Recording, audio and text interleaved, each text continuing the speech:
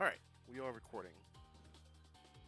So hey, welcome to the lightly scripted Uni 2 beginner lobby defensive concepts and related ideas that I'll be talking about. We'll be mostly covering topics. What stage I want to pick? Yeah, pick training. I'll be going order, talking about novice concepts, and then slowly graduate to intermediate concepts, and then we'll start like breaking in a little bit into higher level concepts. Um, I'm not expecting all the advice in this lecture to like immediately jump out and grab you, but hopefully this gives you like a framework to think about when you're improving. Like if you're running into situations, you can try to at least understand like why things are happening the way they are on defense, or they give you like an idea of if you're watching someone else, you can start picking apart like what they're doing on defense, and maybe you can apply it to your own gameplay. So yeah. So why am I talking about this? Defense. Defense is important for every game, but it's especially good under Night. You're not playing like games like Blaze Blue or Guilty Gear or any other anime game where defense is kind of messed up a little bit. It requires a wealth of knowledge or like executional mastery to like get out of the situation. It's kind of like that in Uni when you get like better, but even as a baseline, it's a very important to play defense because it's a very important part of like the interaction for grid and just being able to escape situations and allow you to keep playing. You can easily reverse the flow of the match simply by just having excellent defense. So we're gonna start things off with novice concepts. So lower level player Uni, if you're either new to the game or new to the genre of fighting games, the first instinct when you're knocked down will probably try to mash, right? You're not really like familiar of what's going on. I'm just gonna do a separate recording here, right? Oops. So separate recording here. I'm just gonna have Akatsuki throw me. I'm gonna have him do a mini, right? Right, something like this, right? And if you're new, you're probably thinking like, oh wow, that me? What the heck? Sorry. This should be. Right? Get hit, right? I can try like jumping, pulling up, to get hit. I got backdash, but I'm still in this situation. So at low level play, you'll probably see people either not blocking, or they'll try to learn what invincible options they have, and they'll basically try to dice roll you. Or you might try dice rolling, and I think the symptom for why people play that way is because everything's new and scary, so you don't know what's going on. If you have someone like Akatsuki, who is just throwing you a bunch, he's just staggering you, or if the other, this Akatsuki is also like new, but they kind of know what they're doing, they understand like they can loop plus frames against you, then it gets like extremely difficult to get out of. So I think the hallmarks of like what people struggle with at low level specifically is throws, assaults, and random overheads. Like Akatsuki's doing like this will probably crack a lot of people at low level play. Simply on the merit that they probably don't know either what they're looking for, or they don't know how to deal with it. And I think the general philosophy at low level play is that just want to hit the opponent. So that's why assault, throw, and overheads tend to just be so good at low level of play. So we're gonna try to navigate this, and I'm assuming that someone in VC is, or maybe someone watching is like a novice, and they're like, "Wow, this sounds like what I'm dealing with." So, so yeah, we're gonna work through these concepts. So the first concept we're gonna talk about, it sounds very obvious, but there's a point to be made about it, and that is blocking is good. So I already talked about like defense in this game is strong, especially compared to other games. But we gotta talk about why it's strong, and really, and kind of help accentuate this, I'll pick a character like I'll pick Wagner. So some characters do have means of looping plus frames against you, but especially at a lower level of play, a lot of uni pressure is actually based off of minus frames and the assumption of a cancel window. So if Wagner just does a block string like this, you can see that I'm +5, which means that she's -5 in this situation. But if I just like get hit here, because I stop, you know, I just like get let go and I like try to mash something, right? It's not getting me out. But if I just wait, I can try to take my turn back. Yeah, she wasn't blocking there, but I can hit her. Let me switch this to. Oh, that's the spot. Do this. So if you block, you could take a turn back. We're gonna pretend like she blocked there. So you can take a turn back at the very least, or if she tries to go for something that requires you to like react, something like this. She's -10 if she doesn't cancel. So if I wasn't blocking here, right? Let's see. Right, I get counter hit, and that's a trade. That's a trade in her favor. So we'll do a faster one. Something like this, right? Right. So I got hit. Where blocking here instead gives me opportunity to retaliate. So I don't really need to. I really don't need to gamble. I really don't need to dice roll. I don't really need to mash because at some point in someone's pressure, they're likely going to end their pressure on something minus. And either going to end on something minus, and if they're newer, they might just assume that you're going to respect them, and they might just keep pressing. So something like that might look like this. Oopsie. But something like this, right? A repeat like this, that's minus. You can mash on this, but if you're at low level of play, you can just wait for something like this and take your turn back. You have to find the button that will let you take your turn back. In this case, it should be 5. 5C, 5A. Yeah. 5A. So, instead of just like blindly mashing or just violently spazzing if you're on defense, if you block, it gives you opportunity to simply let your opponent end their string on something minus, or if they end on something that's plus, they're probably just going to end up retaking their turn again, and you just keep blocking. And eventually you'll either push them out because you kept blocking, or you'll probably end up winning the cycle, and then you can leverage CS against them. But that's more of an intermediate concept. This is just like novice. I just touched uni for the first time.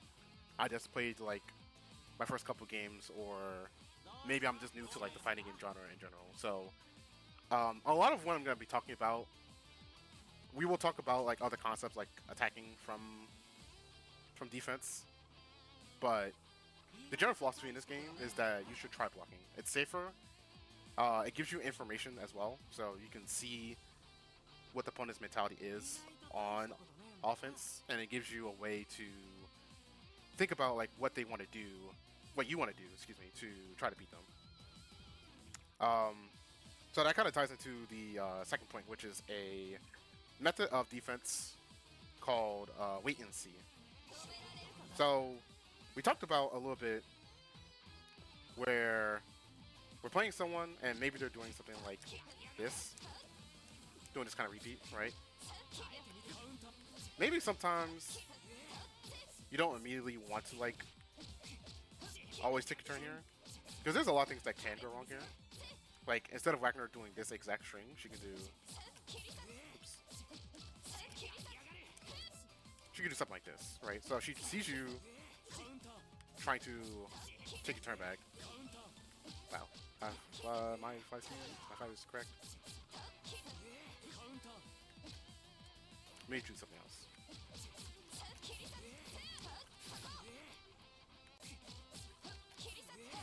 This. There we go. We'll do this. Okay. I'm gonna hit 5 instead. Right? So if I try to take my turn back from the spot enough times, they might think, oh, I'm just gonna frame trap here. So if you adopt a wait and see mindset, as she gets further in the string, right, this is still minus.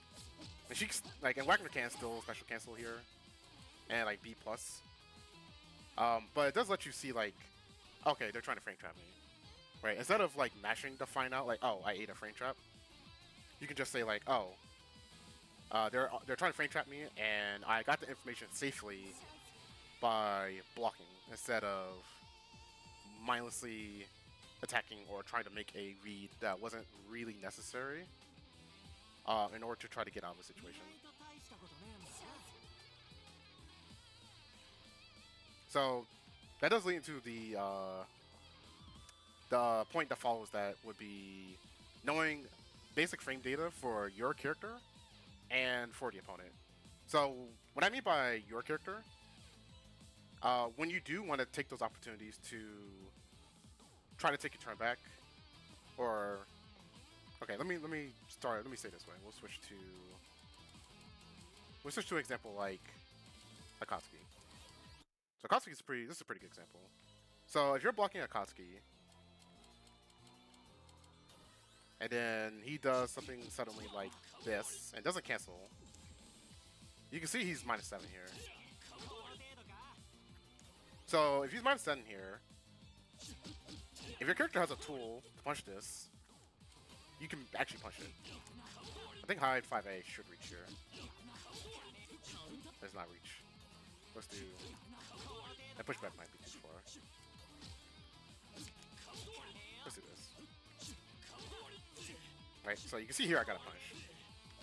At low level of play, what you might see, or you might like witness a lot, they might block this and then not take the turn back. And so you might see something like something like that, right? Just don't take the turn back because they don't know. They're like, oh, I blocked overhead, but I didn't know what to do, right? You can sit them. And I was able to decipher that I can attack because I know the frame data. So obviously you can just go through the game and use the frame info tool that you see in the middle screen. You can just use that to like, okay, how minus is this move? How minus is this move? You could do that, but that's not really effective. Obviously, if you know about the Mizumi wiki, which I will, if someone doesn't know, I'll like put it in the chat somewhere, and since I'm recording this video, I'll just put it in the description. But the Mizumi is kind of like the Dust Loop, but for more obscure games. And Under Night is on the Mizumi wiki, so you can go on there and comb through every character. Yeah, thanks. Thank you for posting it. So you can comb through every character and learn their frame advantage. And you don't have to know the frame advantage of every character. Like, you don't need to know that hides. If you're defending against Hyde, you don't need to necessarily know this is -2, or you don't need to necessarily know this is like -6. You'll probably want to learn you should start with the important frame advantage. So for Akatsuki, the context of Akatsuki, if we block 6B, we know it's -7. We know that if he doesn't cancel it, if you have a 7 frame or faster normal that can hit him, you get a punish. So not only do we have to know his frame data, we also have to know our frame data. Like, if I'm a new high player, I'm trying to figure out how to stop Akatsuki from doing this over and over to me.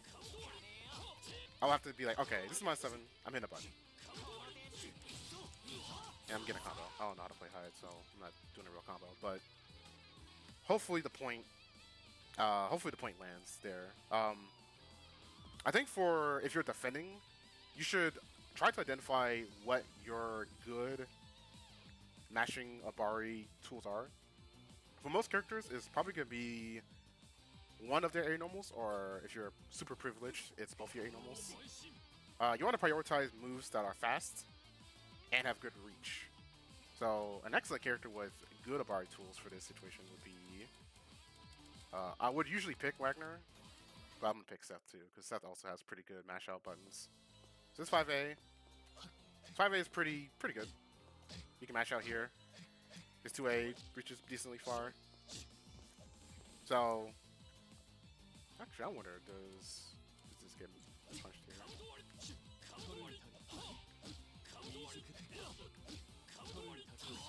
Right, so yeah, 2B, 6 frame. Yeah, so Seth's 2B, 6 frame startup, right? So that is faster. That's fast enough to actually punch Akatsuki 6B on block consistently if he chooses not to cancel it. So this is not a bad Abare option. 5 frame, 6 frame. I would say anything from like 5 to 7 frames is a good tool for mashing on defense. If you know this is -7, or if the opponent puts you out of spacing, or maybe this is like they put themselves in spacing like this where it's like -4, maybe like here. You can mash out here.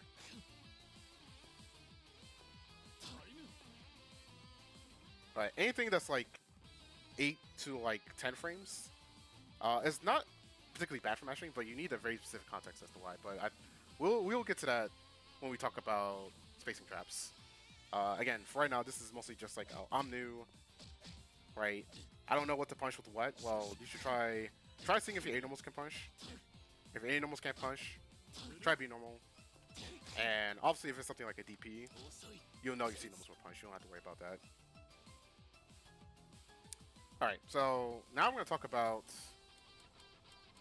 another common thing that people at lower levels of play have to deal with is pressure resets. Well, not pressure resets. Resets on hit. So I'm going to pick... who would be a good choice for this? Pick Wagner. And I'm going to pick Wilson. So this was a topic that was talked about in this in the server. They were like, how do I deal with like walled resets or like any character specific resets? How can you tell? There are tells, and the big tell usually is counting the wall bounces or OTGs that someone uses in a combo. So when I say OTG, the combo system in this game, you can OTG the opponent 2 times per combo. When you use your third OTG, that ends the combo. So for walled, a move like Eisen Eagle, this is 1 OTG. So he can confirm off this with 2-2C. And this is a wall slam, so J6C is the second OTG for a wall slam. And a move like 4B, this will also OTG. So this is the last one, the third one in the combo, so it'll end the combo. If you pay special attention to the combo timer, which should be on the right, you'll see the bar be solid white and then end on orange. That's how you know the combo's finished. So if you identify a spot where that character might try to reset you, which for Wallstein, typically the reset is going to come when they end a combo on 4B, like this. So here will be the reset point. Do the headbutt, and it will restand you, and you basically just try to like reset you. And the reset in question can be a couple different things.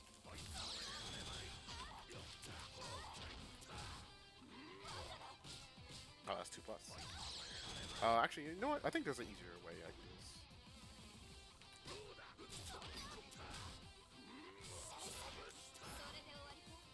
Okay, I want to stick with this way.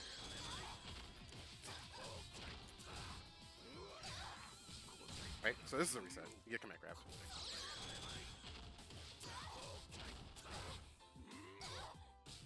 Right, right? So you're like, oh, I don't know what's going on. He ended the combo, and I got hit. I got command grabbed. Another way he would end his combo, he'll do this 1A. And the reason why he would end on reset with 1A is because if you try to jump the command grab, the 1A will hit you because it hits low. So I'm going to play both of these at the same time. I'm going to attempt to avoid the command grab. But there I jumped.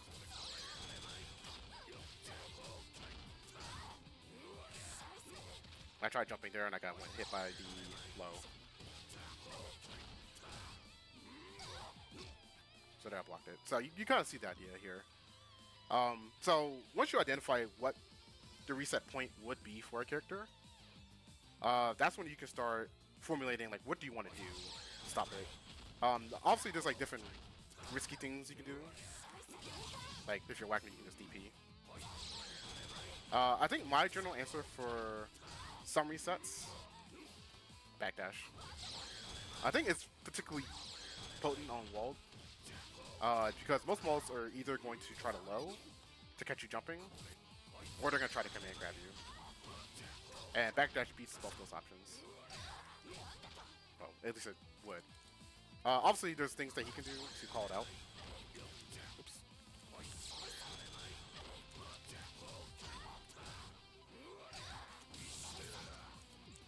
So this should also be jumping. If I tried to jump this. So there I also held up and got hit. But this should be active enough to also catch my backdash. Oh.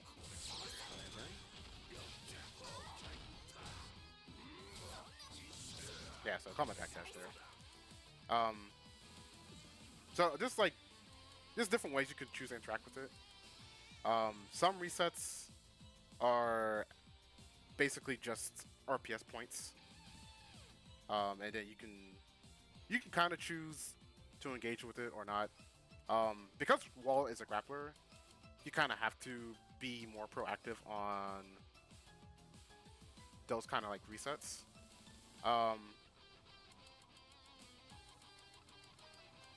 I think the only other reset that you might see is like a weird.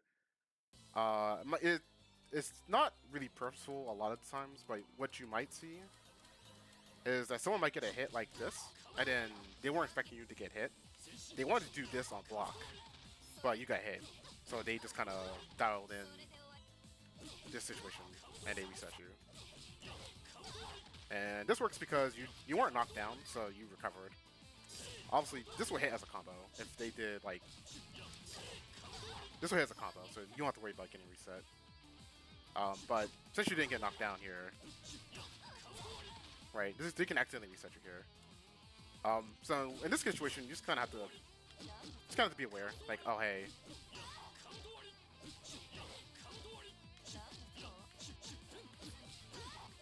oh, like oh hey, I'm not getting comboed anymore. But the more you play the game, the more you'll kind of see these situations happen and recognize it faster. But even then, sometimes every once in a while, people just get hit by it. You know, accidents happen.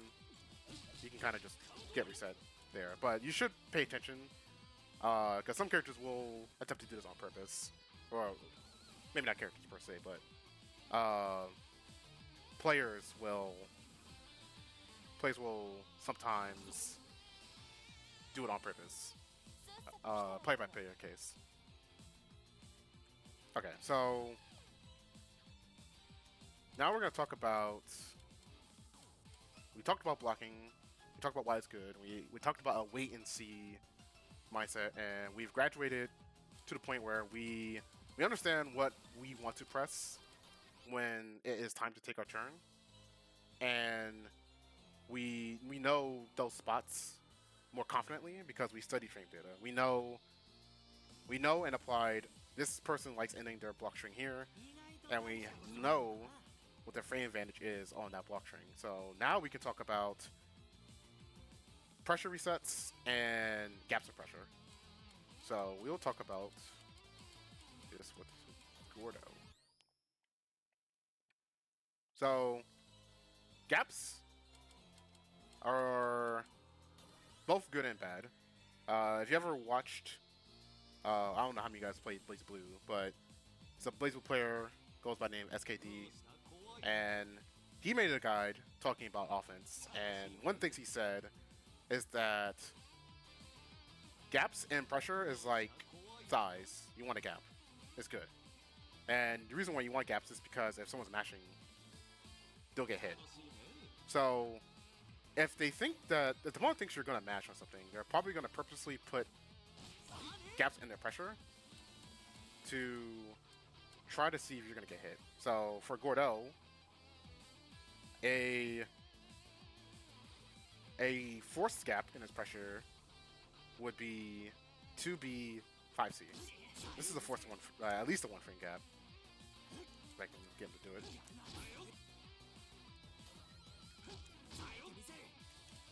Alright, so I'm gonna try mashing here. I'm gonna get hit. So if you know that there's a gap here, and you don't want to get hit, the obvious answer is to not mash. And this is easier to say in a situation where you're blocking 2B. Because most scores aren't going to try to pressure reset off of block 2B. So you're not in any immediate danger if you block 2B. Where things can get tricky is if you block 5A. Because there's a gap here. And make sure that's a proper gap. Yeah. There's a proper gap here. So I think a lot of the times when you're new, you'll try blocking and then you'll think like, oh, I think something bad's about to happen. I'll try mashing, and then you'll just get frame trapped. And I think for interactions on defense, when you start blocking, you should just block first. I know it's scary because there's a lot that can happen if you block like a normal, but in the long run, you'll be a much better player if you tell yourself to calm down, relax, and just block a situation instead of just like panicking and mashing. Because if you mash and panic here, there's not a lot that the opponent has to do to beat you. They can just keep doing this over and over again, knowing that you're going to panic. You're going to get hit. So you just got to tell yourself to calm down, relax, and even if you get hit, that's not the end of the world. Especially if you're going to, if you're going this game on net play, or if you find yourself in an offline scene where you're just like playing casuals a ton,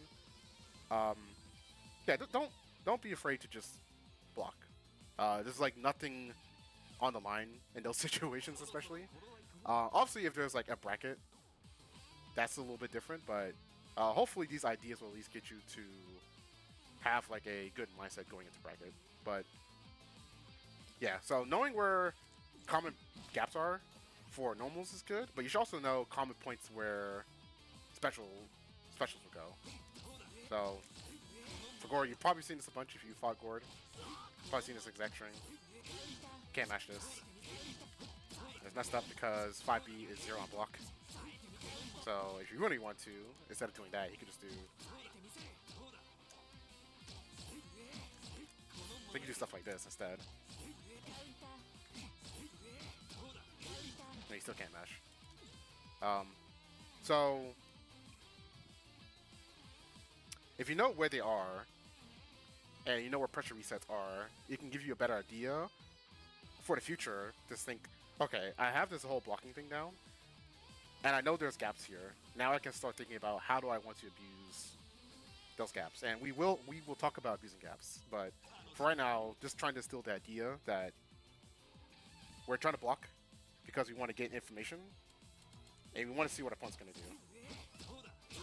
So if we understand what our opponent wants to do, we can come up with a game plan. Like, if we know there's a gap here, we can like try Fion, right? This is just as an example.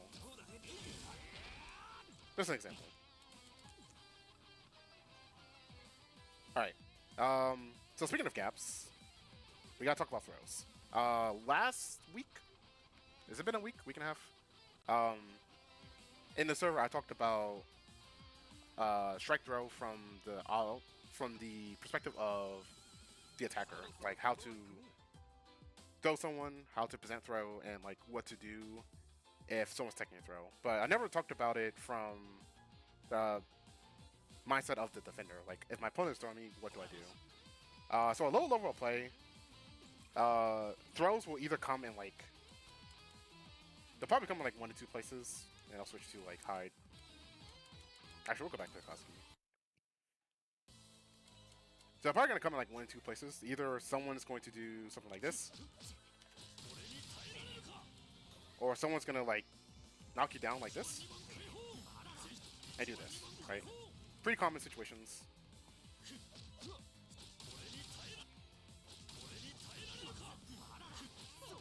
So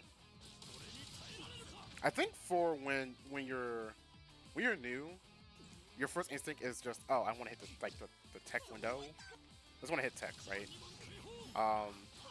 And obviously, like if you've been playing Uni, you know this game has a plethora of like strong defensive like throw option selects to like break throw. But at low level play, you might not even know like what an OS is, or you might not know or understand like why you would do it. So a lot of people just kind of default to like a crouch tech like this, which will throw the opponent back in the corner if they don't throw you, and you'll tech the throw. So I would say at low level play, this is actually not like the worst thing you could do if you have to like absolutely tech a throw. But I think the idea I want to get across is understanding where a throw might be presented. So you have those two situations where like on knockdown, someone might like try to throw you, or like, oh here I got surprised, or someone might like do like a short block string and then try to throw you. So something you should also know is that if someone wants to throw you, they have to like leave pretty sizable gaps in their pressure. So I will say this tentatively if you're new, but if you really do think someone is trying to throw you and you don't want to do 1 AD, I think it's perfectly fine to try to mash. If you feel it coming, like if you just feel it coming, alright, it's perfectly okay. It's perfectly okay to mash. Because the bigger the gap they're leaving, they're giving you more opportunities to retaliate. And if they're gonna keep throwing you, you're gonna have to retaliate. So just keep that in mind. Obviously, it's risky because instead of like someone just throwing you and then just keep throwing you over and over again, right? They can meet you instead. So if you're wrong, oh my god, why can't I not meet you with the costume?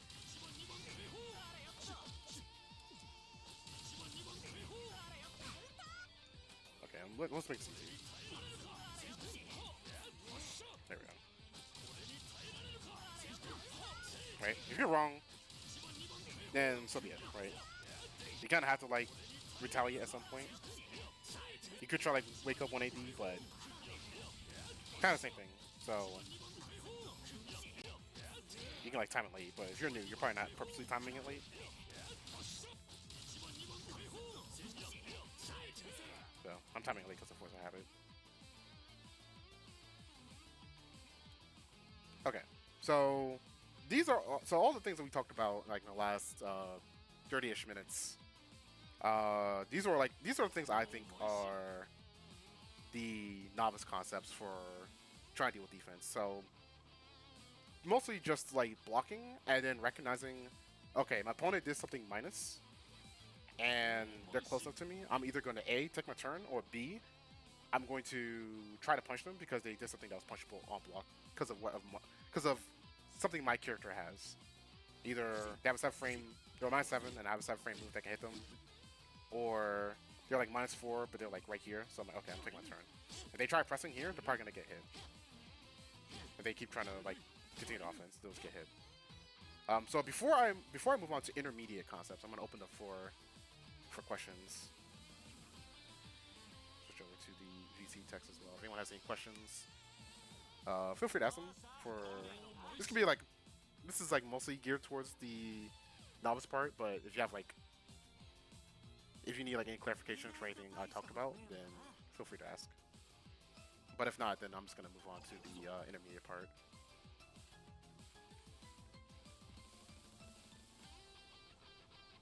All right, I'm assuming that we're all good.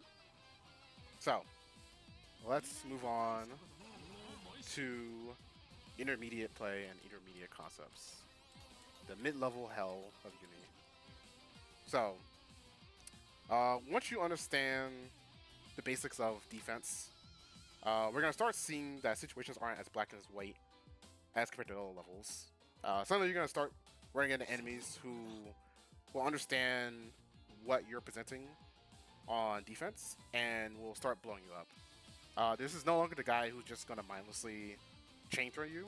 This is the guy who will throw you once and will purposely like shimmy a little bit to see if you'll do it again. This is the person who will, instead of doing Akatsuki 6B and no cancel, this is the Akatsuki who will either, well, yeah, he's gonna 6B and probably try to special cancel it to keep himself safe.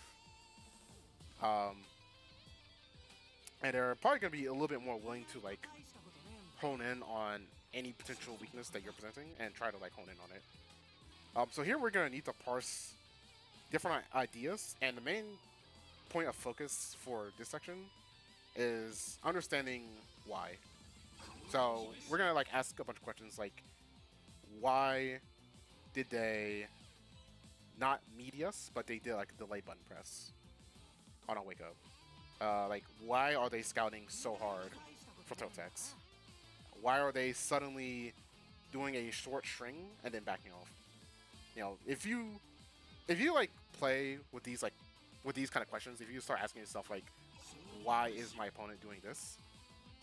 It gives you it gives you an idea of like what their plan is, and kind of like before we had the wait and see mindset. With the wait and see mindset combined with like asking why, we can start like getting better at understanding what our opponent wants to do on offense and having a better answer for what they present. So let's talk about risk reward on defense. So risk reward is whenever you take an action, there's an associated risk and an associated reward for it. So I'm gonna try to get some audience participation here. So can anyone tell me? Here, let's do this. So audience participation. I want someone to answer this question. But if I knock down Akatsuki and he does this, what's the risk reward behind DP?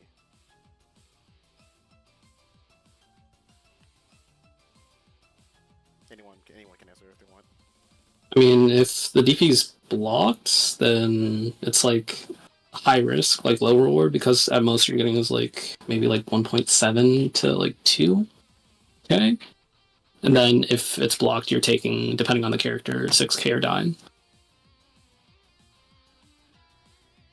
So yeah, and Winter had said the same thing in VC text, but yeah, high risk, low reward. The context is obviously a little bit different depending on from character to character, but just looking at it in a vacuum, if Akatsuki decides to DP me, wow, that punched me. What the heck? Okay. If Akatsuki like DPs here, there's not a lot of reward for him. At least at this health, right? If you just remove HP, remove meter, remove the cycle, if I knock him down and do this, right? He's gonna eat the fattest punch that you have available to him, right? You're just gonna kill him. So let's talk about a different idea. Let's talk about if Akatsuki does. Yeah, let's talk about parry. So what about parry? If you just wake up parry, what's the risk? What do you think? What's the risk reward? Do you think? So again, it's an open question. Higher risk, medium reward. Okay. Yeah, that's fair. Parries you, he gets a combo. He can put you back in the corner.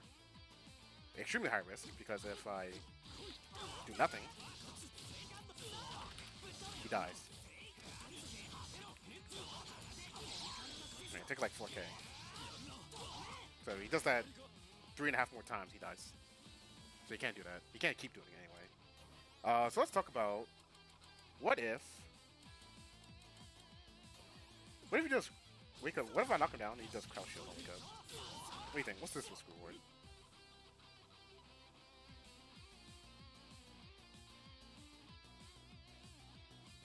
Medium risk, medium rewards. Okay. So the point I'm trying to leverage here is that you can classify. You can classify risk reward, and you can roughly classify them into 3 categories. So you have low risk, low reward options. You have low risk, high reward options, high risk, low reward options, and high risk, high reward options. So for when you're playing fighting games, whether you're attacking or defending or even just like playing neutral, generally speaking, you want to try to find whichever options present the least amount of risk to you and the most amount of risk to the opponent. So you typically want to do low risk, low reward low risk, high reward options, and try to capitalize on those. Obviously, you can't do that all the time, but generally speaking, unless the opponent is forcing you to get riskier, low risk, low reward, or a low risk, high reward is typically the way to go. So, in the context of the defender, unfortunately, because we're on defense, we have to take a risk at some point. So, we could choose to do something that is low risk. So, low risk could be something like blocking. You could try attacking a throw, either with a throw or less. Or try shielding. Right, so all 3 of these things I would consider low risk. Blocking is low risk because you don't get hit by attacks. If you can react to overheads, then you're not getting hit by overheads. And the only thing that could hit you would be command grabs. So, blocking I would say low risk. Throw attacking is like kind of approaching like medium risk, but if you're certain that someone's gonna throw you and you tech the throw, then it's your turn. They are -8 on as the attacker if they get their throw teched, so they're -8. So we can take a turn. If they try to scramble, we have 8 frames of advantage to attack with.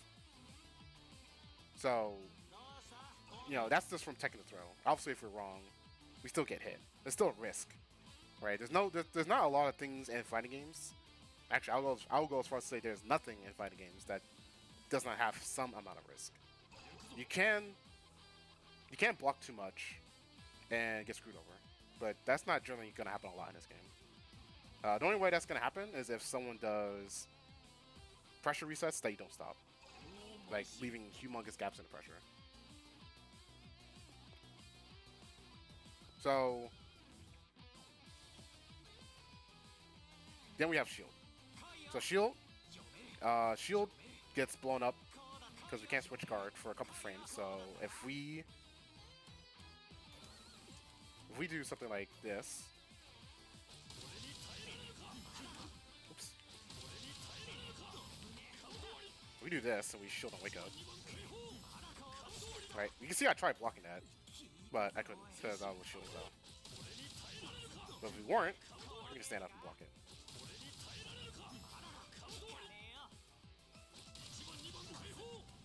So shielding would be like if they're just doing like a standard like knockdown, like they do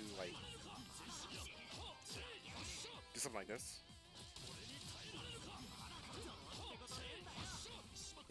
We can kind of force them to do a string. They can't like punch us because they already like make contact with shield. So they will have to either throw us or like do an overhead. So that's like the risk. So, oops. If we shield, that forces them to look for it. And if they're looking for shield, that gives us a opportunity to do something else. That gives us the opportunity to mash. That gives us the opportunity to like swing out with something really crazy. Most opponents typically, at least at mid-level play, if they see you shield, they're probably gonna try to hone in on it. And if they're holding in on your shield habits, you can start mixing it up by doing something else like mashing or jumping or just like something else to avoid the situation entirely. And we got all that from just shielding. And you can do something similar with like teching. If someone's like doing this on defense enough times, you know, eventually someone's gonna be like if someone techs us throw a bunch,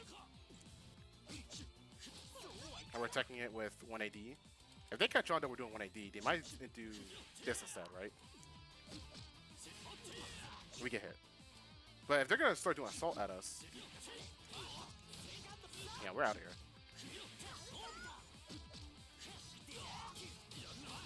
I'm mashing, right? Because assault is leaves a really big gap in their pressure. And again, blocking. We can react to like stuff. So if they are gonna do stuff like this, then we don't get OS crushed. We don't get our shield broken. Oops. We don't get like OS crushed here. So we block it. They're still plus, but we're still safe. Just get more advantage. So like those are risks that you can take, and also you can do something crazier. Like if Akatsuki was doing this, you can VO.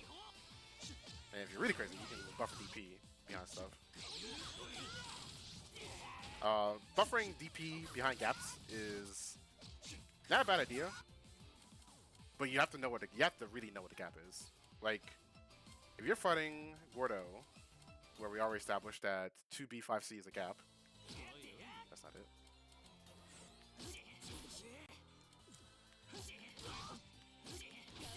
Right, you can just like buffer DP, to be honest. You can buffer whatever. Right? Or if you're playing like Akatsuki.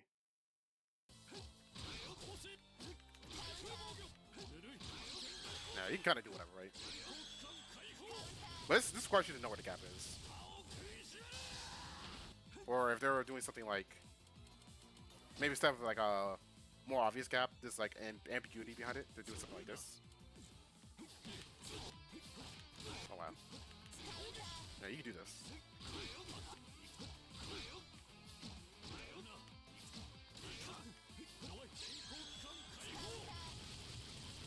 But these are obviously high risk because like if Gord does this, then we DP, right? Or right, we just get owned because they block it and we're like minus a bajillion. Or in a constant case, he sees us with this and we get 1 point. So again, these are all like risks that will have you interacting with your opponent, and you kind of have to just think about, is the risk worth the reward? Sometimes doing the high risk low reward option, sometimes it's okay. Like if you're neutral, it's just like nasty, and like you're already beating them on offense. If you get put on defense, sometimes you can just let DP rip.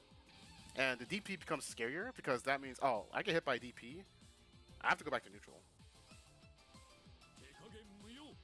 I gotta go back to neutral against like Batista, right? Like this is, if you ever watch like Foxov play Batista, and you ever wonder, man, this guy's just flash kicking and mashing. I could do that.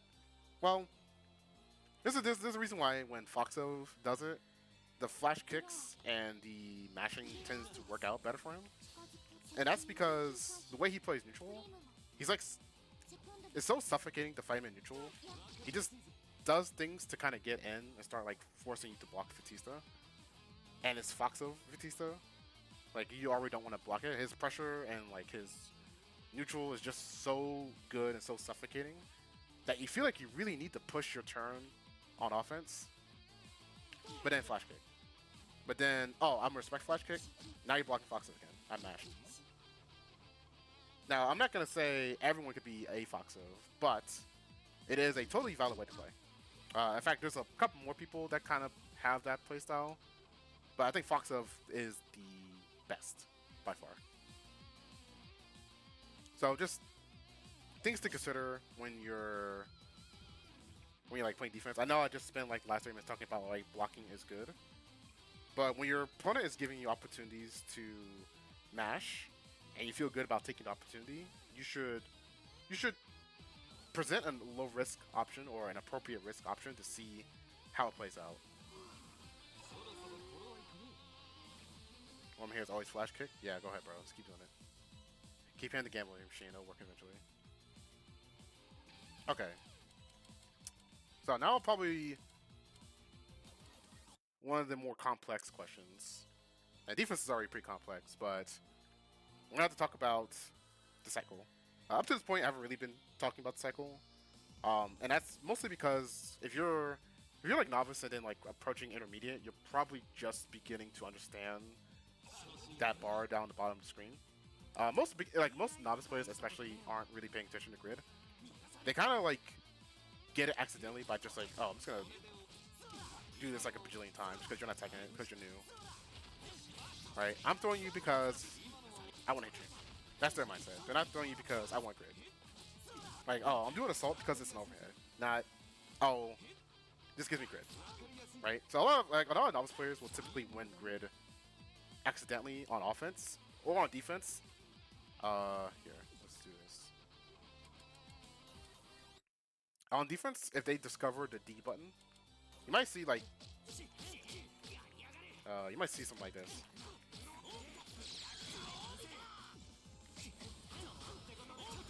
Yeah, you might see like someone just do this like unironically and just win grid that way. And because the person attacking is also new, they're like, what the hell was all that? That bunch of green shield spam.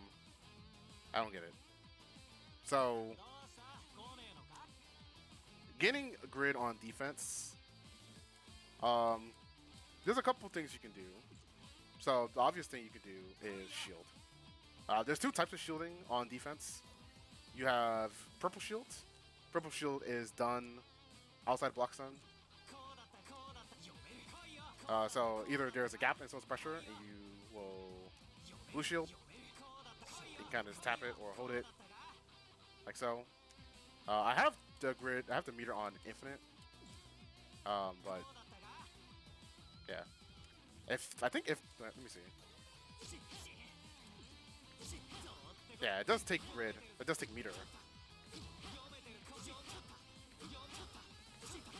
It does take meter to green shield.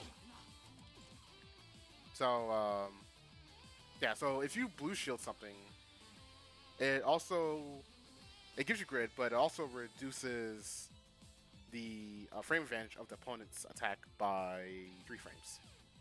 So suddenly that frame that move that was like -4 on blocks is now -7. And then if you have a 7 frame move that reaches, that means now you can punish it. So you might typically see like shields here. Because if you shield jump-ins, you can punish them. This is from assaults anyway. Like assault JCs across the board, I want to say, are about -8 shield. Yeah, -8.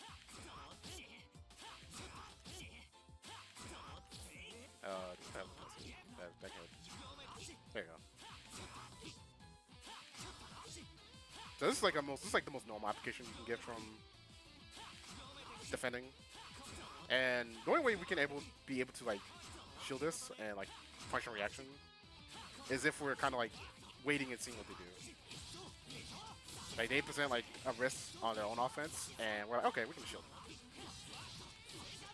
Right? We don't have to do anything fancy like this, or like anything like this, or this.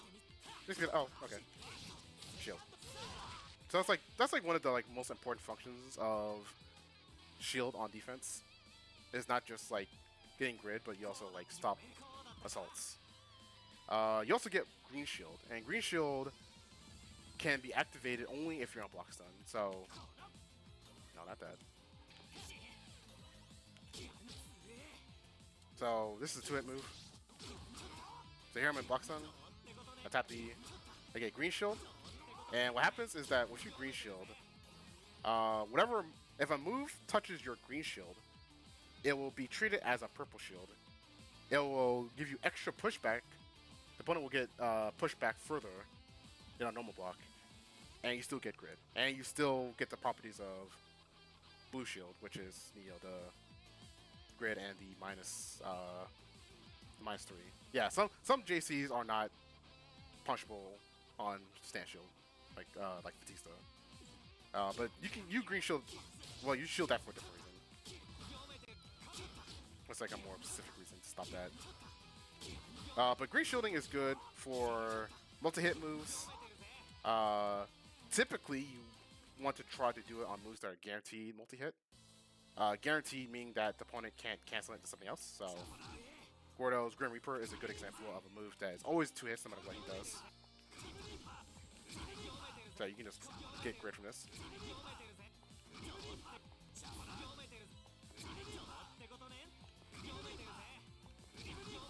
Yeah, so you can get grid from that. It's either that or you're trying to win the cycle by green shielding them, and you're kind of just hoping they're going to continue that block string. So if someone's not thinking about the cycle or they're not ready for a green shield, they might see something like this happen.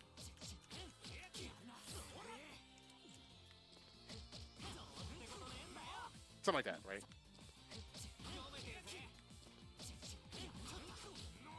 Something like that, where it's like we kind of like pushed them further away, and it gives us the safety of green shielding. And you're probably wondering, well, what do I mean by safety of green shielding? Well, if your green shield whiffs, there's a couple things that happen to you. If I get myself in here.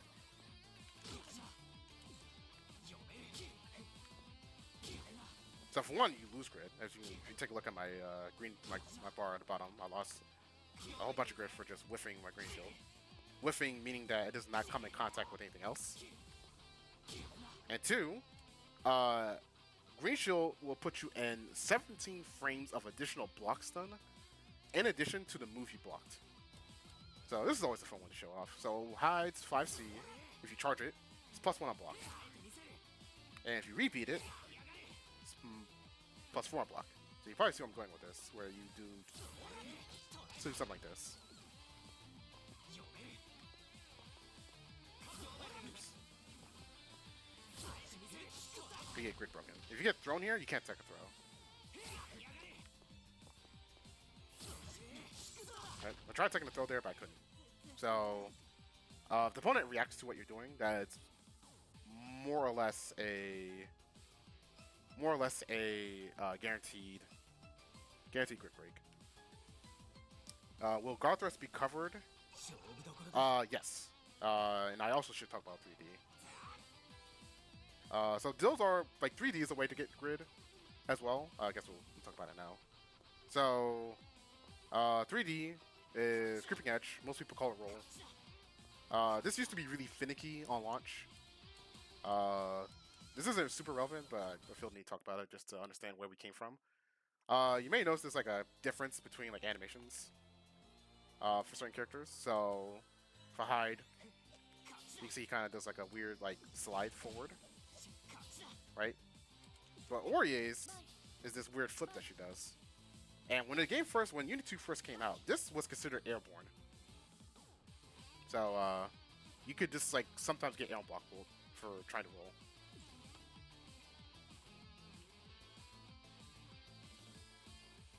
It was a little weird. That's not the case anymore. You're now considered grounded if you try to roll through this. If you try to like roll.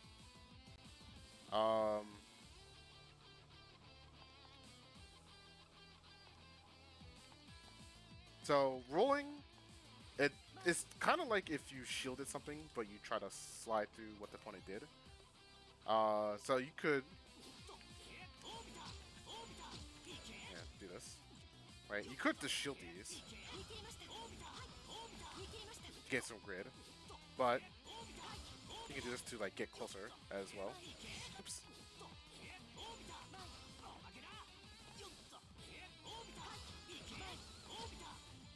So you can use it as a way to like get through attacks like that. Um, if you do roll through an attack, you you'll hear the shield sound go off. So you hear like there, you'll see the shield notification pop up. And you'll get grid and you move forward. So you also maintain your ability to block. If you mash during this, you forfeit your chance to block. Let me see if I can. Here, we'll do this. So here I'm gonna try mashing on the roll. Let me try delaying it.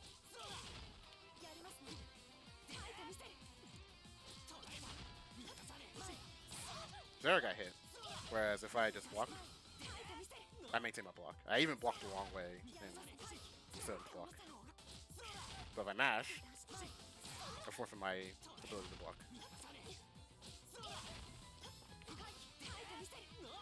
Oh, not there. It's a little strange. Yeah, roll's a little weird because rolling on wake up, if you get your roll, if you throw someone when they try to roll, you grid break them. Oops, try this.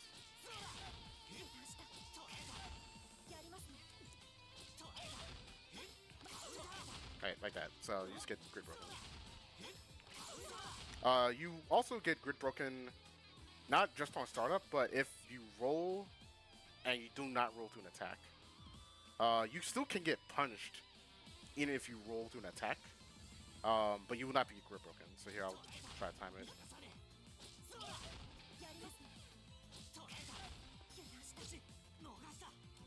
if I can get it here.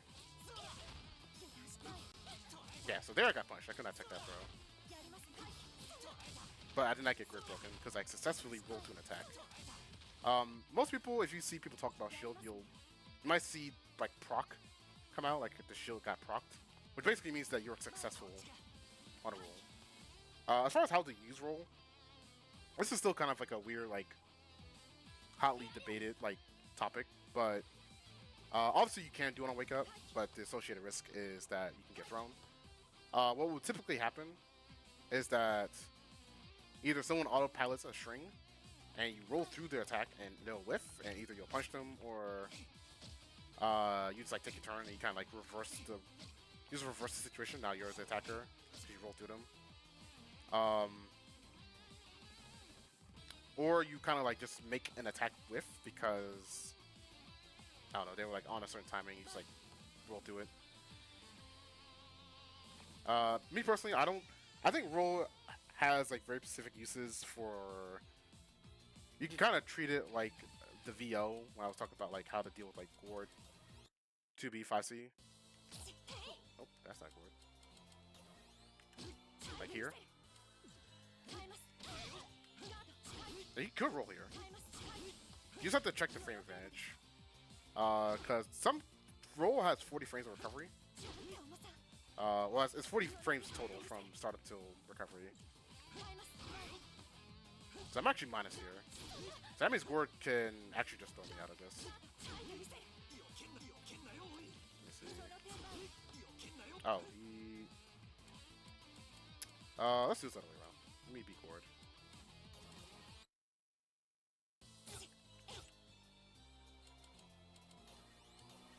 And then we'll set the dummy to Creeping Edge.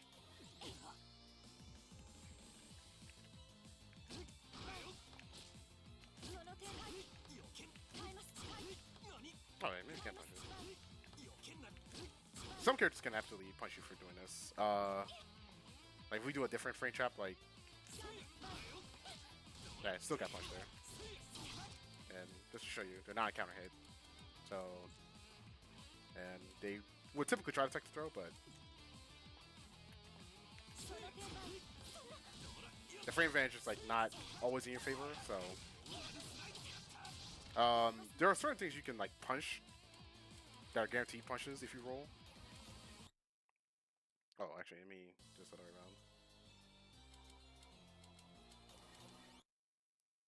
around. Actually, let me just use on Merc because I know this punch better on Makava. So this is like specific for Carmine if you're just like defending against Carmine, or even just like fighting him. So if he does like this, where he's like plus on block, he can just like roll to it on startup. It's a punish.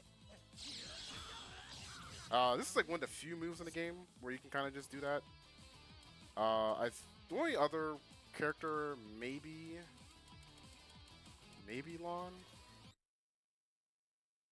If Lon does like Ice Rain. Yeah, you can maybe roll this. No, it's not a punish. Yeah, I'm actually -3, so I wouldn't say that's really worthwhile. So yeah, not Lon. Definitely Carmine though, for sure.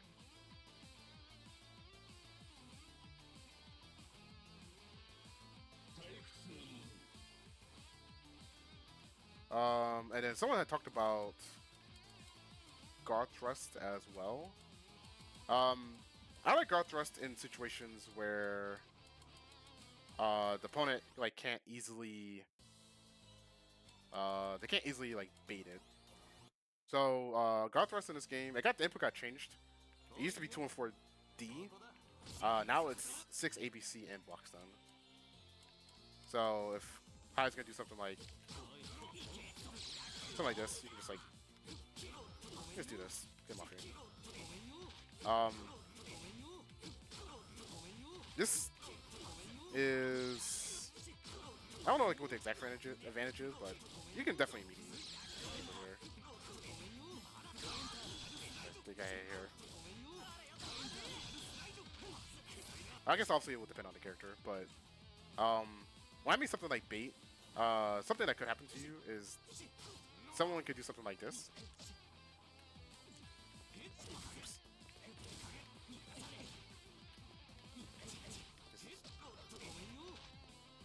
Maybe like maybe just this.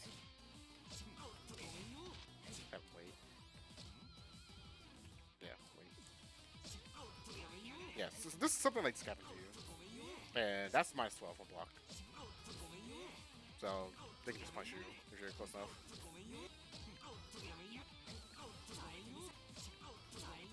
So I think the best time to do it, situations like this is a good situation to use it in.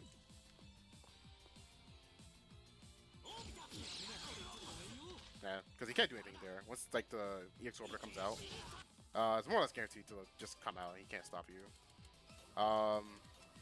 You can also do it against Gordo. If Gordo does something like this, you can guard thrust this as well. So basically, if there's like a situation where the opponent is about to like get plus frames and being in your face, you can just tell him no. You just gotta be careful because, as you can see, 6 ABC is the same input as VO.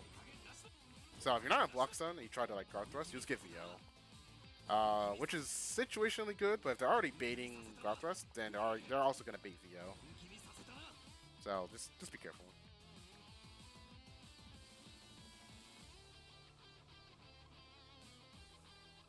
Okay, so kind of like going back to the whole like winning cycle on defense. We can also talk about just generally blocking will give you grid. Specifically blocking things like overheads will actually give you grid. So this kind of ties back into the wait and see and like why blocking is good. If you can react to overheads, these slow overheads suddenly become riskier for the opponent. Because if they want to win cycle, and you're constantly blocking this,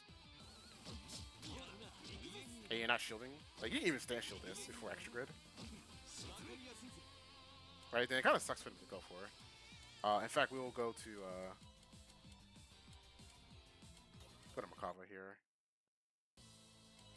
Because Makava can do a sequence I call the sequence the grid donator.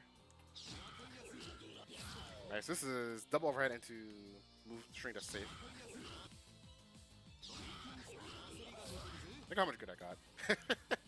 just for shielding that sequence, like let alone just blocking it. Right, so I got almost 3 blocks of grid for blocking all that. Well, really got like 2 blocks. I got blocked just for standing here, but like, look at that.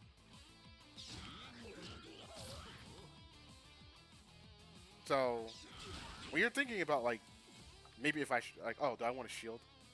If I shield and they overhead you, you get grid broken.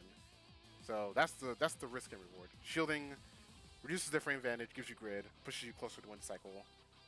But if they stop their pressure and throw you, or if you accidentally green shield something, you can just get thrown out of it. Or, you know, they can assault and hit your blue shield, or just hit you with overhead. But if you block the overhead, or even stand shield overhead, you get a huge swinging grid. And on top of all that, really, if they overhead you, they're also like limited on how else they can continue their pressure. And I forgot to touch on this when like just talking about like novice defense or concepts, but like just blocking overheads is so much better not because you're safe, but Gord can't continue his strength normally. He has to settle for this, which is a hit confirm, but this is a gap that you can exploit too. If you VO or like mash here, in fact, you can actually. I think this is still true. You can stand shield this and mash dash ring, and you will in fact get hit for trying to do this. No, it trades. So that tells me a 5-framer could probably mash on this and get actual. That's not 5A. No. Okay, spacing.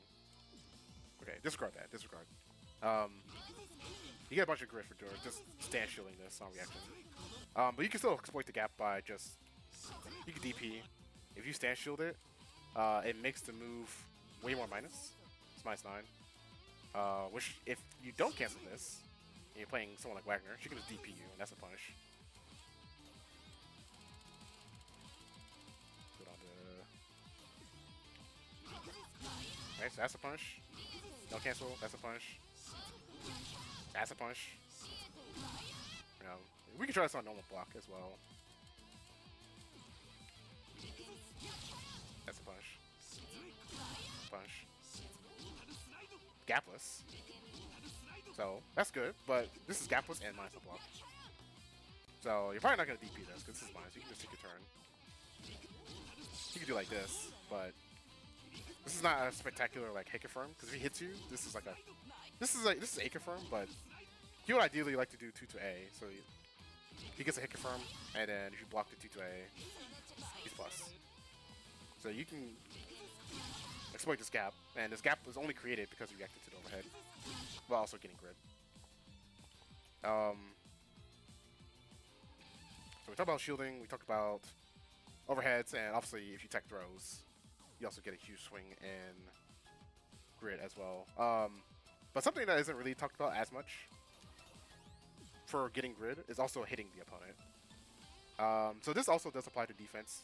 Obviously they can hit you for a swing at grid, but you can hit them for a swing at grid as well. So in order to hit them, in order to be successful or have a successful chance of hitting them, you have to watch out for big pressure resets. And big pressure resets, of course, is I'm gonna do something like this and then oh, whoops.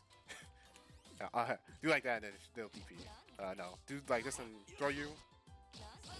Assault, right? Or maybe go for like a throw bait or something. Pretend that was a throw bait. Right, so if someone does this, and you know they're gonna throw you, you can mash.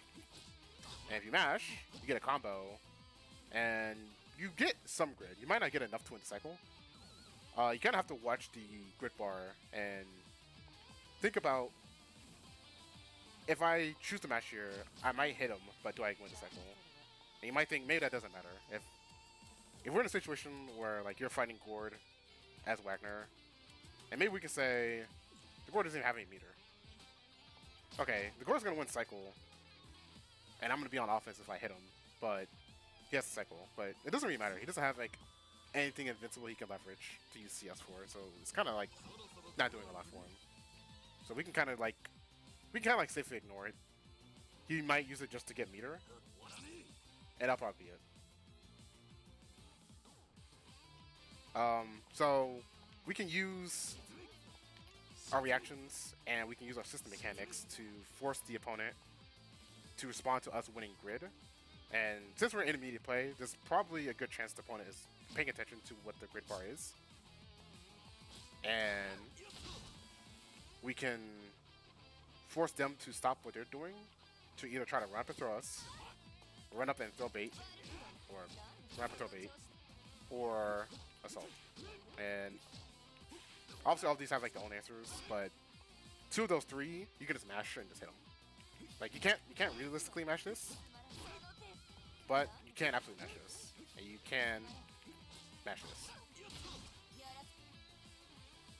All right, so speaking of like throw teching, we can talk about slightly more advanced throw teching.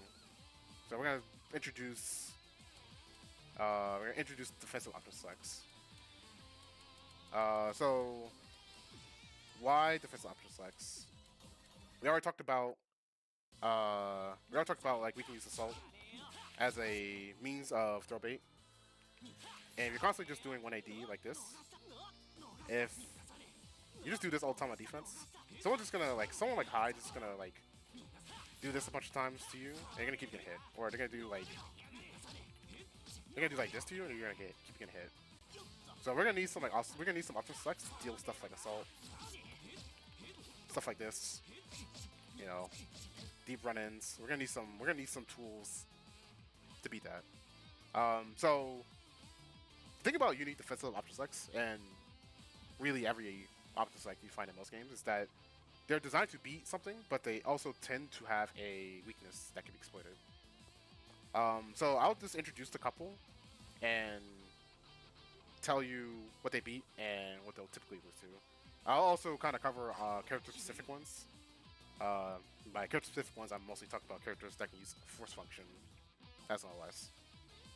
So the first one, and the most common one, if you kind of like worked around uni areas, is 3CAD. This is 3C AD. You can either press them together or you can blink it. Most characters' anti-airs are on 3C. So this is intended to beat assault.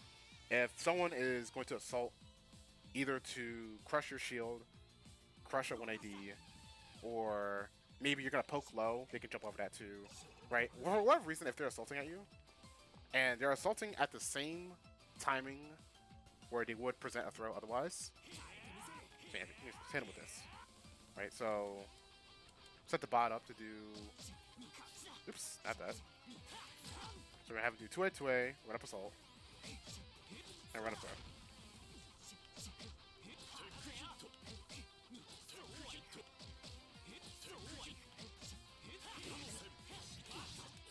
Right, so you can kind of clearly see that OS covers both those options, but there's a third kind of like quasi option that it can kind of beat, where if someone does run up nothing, like run up nothing like that, right? We can kind of get pressure started, right? So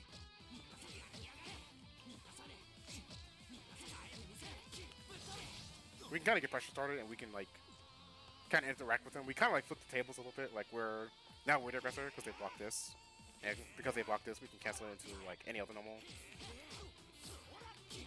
Right, now we're doing high pressure because they block this.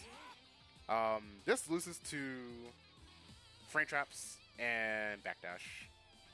So instead of doing like 2A 2A assault, you might do this, and this might blow you up.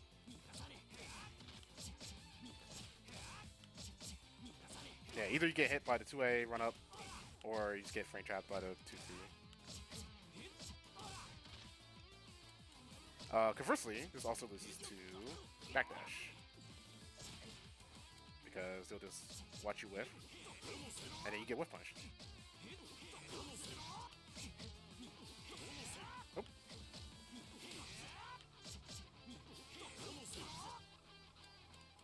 So that's 3CAD. Um, and just to kind of cover it real quick, I did mention this last time in my talking about like Shrek throw, but obviously you can get TRM here as well. If you don't know what TRM is, oops, did it too fast. Oh, did it too late rather. A TRM stands for throw reject miss. It's a term borrowed from Blaze Blue, where when you're thrown, the game checks to see if you tried to input a throw before the throw came out. If you did, the game will not accept your throw reject and will walk you out of the throw tech. Like that. So if your character flashes red, despite the gold rings, you cannot touch this throw.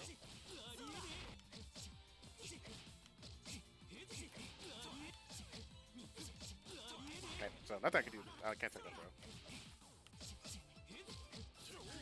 Right, but if I wait for the throw window, I can take the throw. So that's just something to be aware of. TRMs aren't really the worst thing in the world because it's a throw and block stun, so it's reduced damage. But I think TRMs mostly are just used as a card call out, saying I know you're a Lessing, so I'm gonna like blow you up for it.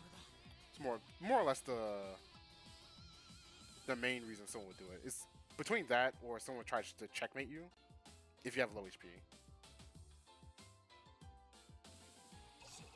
Okay. So we talked about 3 CAD. We have 1 AD. Not 1 AD, sorry, 2 AD.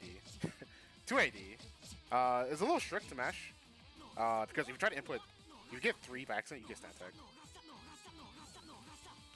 So you have to strictly hold down, which can be a little awkward if you're coming out of block zone. Depending on what you're playing on. So, 2 AD will check redashes. You can still, depending on your character, you can still block assaults. Right, so that's a deep redash. That's a throw. And then... Oops. You should be able to defend against all 3 of these. Oops. So I can take that throw.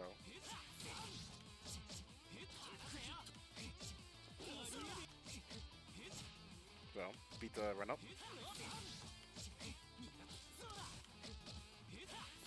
And there, you can see I whiffed my 2A as he assaulted, but I recovered in time and still blocked it. This is particularly good with characters with fast 2As or just long-reaching ones that can also cancel into itself. If you're playing walled, I would probably not use this OS. But anyone else is fair game, I would say. Maybe not Merc. I wouldn't do this on Merc, but good for checking redashes. This will also lose to frame traps. And this is a little harder to crush with backdash because 2As have such low recovery. You can still get blown up by it, obviously, but let's try to backdash one. Oops. And hit her, I even hit the backdash.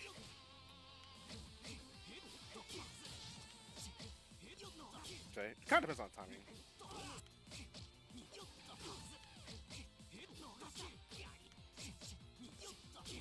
Yeah, see, kind of relatively safe, kind of harder to call out. But this will still get frame trapped.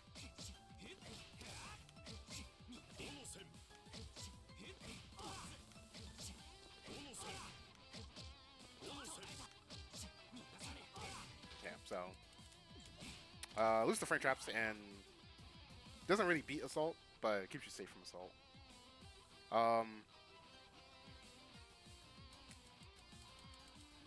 You can backdash OS.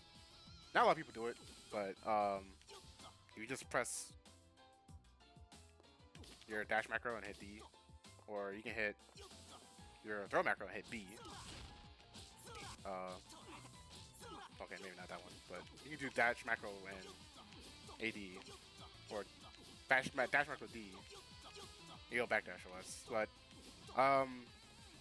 you'll backdash through option select. You'll backdash through frame traps. You'll probably still end up getting hit by assaults, and you'll do like a weird interaction where you're both backdash to beat each other if they run up backdash, try to shimmy you.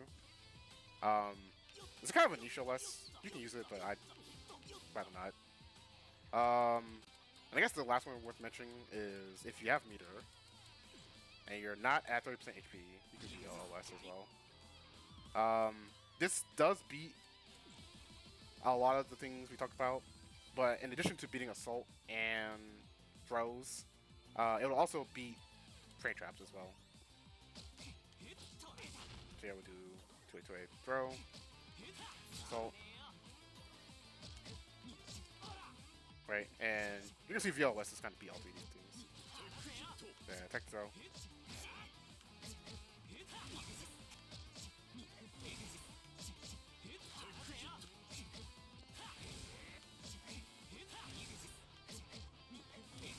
Right, you kind of get the idea. Unfortunately, as you probably noticed now, by now, we'll still lose the backdash. So, hope you're noticing a pattern here, by the way. So there are some character-specific OSs you can use. I'll choose Enkidu for this one, because I think this is probably the most straightforward. But Enkidu can also... He can do like a weird FFOS. Yeah, this one beats backdash. Because of how it moves. But this will also beat assault and throw, but will not... Oops. So there's assault. Text throw. But I got frame trap. So, in Unity 2, I would say most frame traps will just beat most assaults. So, you kind of just have to like, you kind of have to know like how they're presenting the offense. If they're just doing like 2A run up throw or stringing you up into like an assault, then whatever OS you're picking is probably, assuming your OS beats assault at the very least, you'll probably hit them. But players who are like more experienced will probably do things like backdash. Right, they'll do like deep frame traps to try to like call you out on stuff. So how do we deal with that? So this is a concept that's like kind of approaching higher level, but I think this is something important to kind of plant in your head. And this is the concept of cycling your options and recognizing that doing nothing is okay. So when I say doing nothing, right? Assuming they don't throw us, nothing happened. We're safe. We're safe.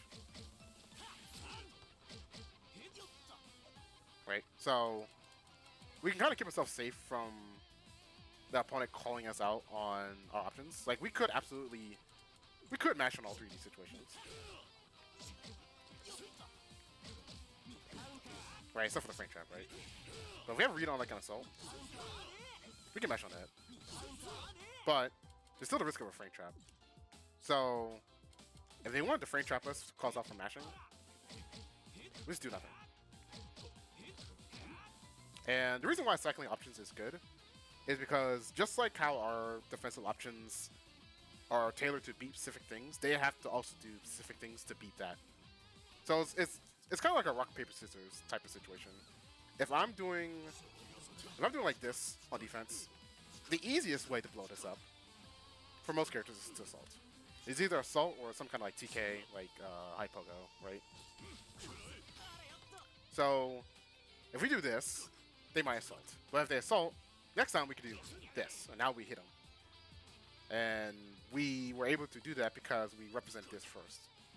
And we're not just doing this. If we just keep doing this on defense, then the opponent is going to be like, oh, well, if they're going to keep doing this, I'm just going to keep doing the thing that beats that. But if we instead do, oh, we're going to do this. We're mashing. We're VOing. We're doing VO, we're doing like force function OS, right? Like, they like, frame trap still beats like most of these things, but they still have to like be willing to contend with some other options like VO. Or if we're playing a character with a Midos reversal, we'll show Lane some love, right? If we're blocking and we spell a frame trap, right? We DP. So it kind of puts more onus on the opponent to be more correct about their offensive callouts. And while we're still putting ourselves at a risk, it lets us slowly build options back. If they backdash against us and we have an answer ready for that, that means they just lost a turn and they just got hit for trying to call us out. Suddenly that like high reward quasi low risk option isn't really as good anymore because now we're ready for it. So that's the idea of cycling options. Doing nothing is unironically very overpowered. And I think doing nothing is specifically good against opponents who are very, very eager to just call you out. And they're like, wow, I learned from some person online that if someone's doing this, I can just assault, or I can just do like a throw bait. But if we're not falling for it, and we're just doing nothing, then they're like, wait, why am I opening them up? I'm keeping my turn, but I'm not opening them up. So if we continue to do nothing and it's block, we can slowly, while also incorporating things like shield and blocking overheads, we can slowly win the cycle. And if they care about the cycle, that means now they're at risk of losing the cycle, and they'd have to do a really, really big risk. We have to take a big risk to try to like get us to bite on something. And if you watch like footage, of like Big Black play, Big Black is really good at doing this. He has mastered the art of doing nothing. He'll just sit there and like block you out and threaten to win the cycle. And just when you happen to pay attention to the fact that you're losing cycle, and you're like, oh, I lost the cycle. Let me do like one of these numbers, run up throw or like run up assault. He already hit a button. He already hit a button because he knew you care about the cycle, and he knew that you were losing the cycle. So he's like, all right, I'm just gonna hit you. Call it a day there. So that's why doing nothing is OP. At low levels of play, doing nothing is harder to do because the opponent's gonna do a lot more, and you're not gonna have the game sense to deal with how they're kind of playing. But the more you play, you start to realize that less is more. You don't need like super complex defensive options all the time, but sparingly using them is very, very good. Because if the opponent makes a call out on your habits and they're wrong, and you're good enough, you can reverse the situation entirely, which is the whole goal of playing defense in this game. Being correct on your defensive call out, hitting the opponent, reversing the situations, and now you put them in the corner. Now you're on offense, and now you're attacking the opponent. And this all stemmed from us kind of doing nothing and kind of like passively using the system mechanics as a threat to get them to stop doing what they were doing and play into a risk that we can manage. So, we talked about like cycling options. We talked about defensive option selects. So we're gonna talk about game state. So game state is you kind of like take a look at a snapshot of what's happening on the screen, and you try to decide who has the advantage and who doesn't have the advantage. Like, we'll do another involve the audience situation. So let's just say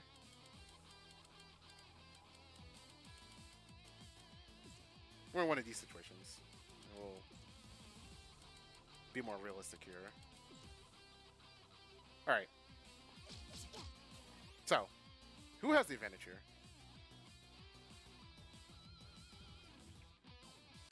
Anyone can answer. Open floor. Is it Hyde? Is it Litney? Is it no one?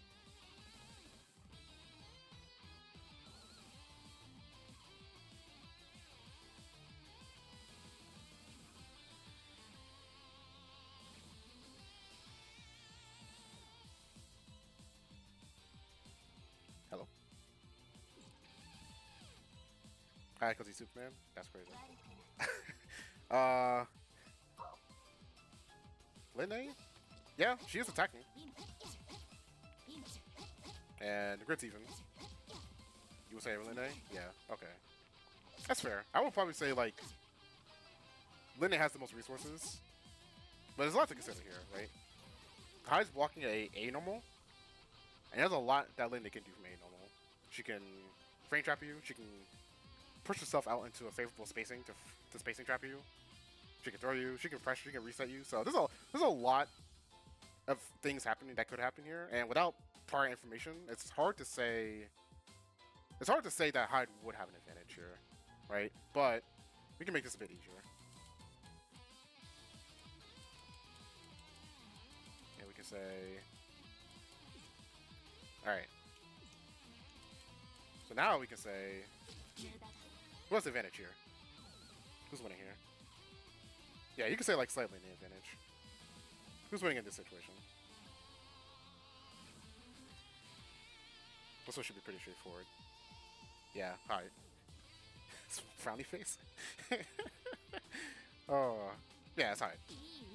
So we can make this a bit harder. Let's pick Wald and let's pick Mika. So let's say instead, let's turn you off.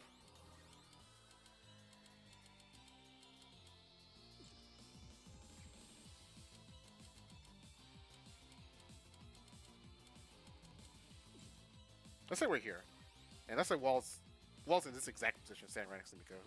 Who has the advantage here? Wald? 360A? Yeah. So we're using a bit of like outside game knowledge to know Wald has a strong 360. He's about to win the cycle. If he 360s Mika, he's probably not gonna kill. We can like make it a little bit more concrete.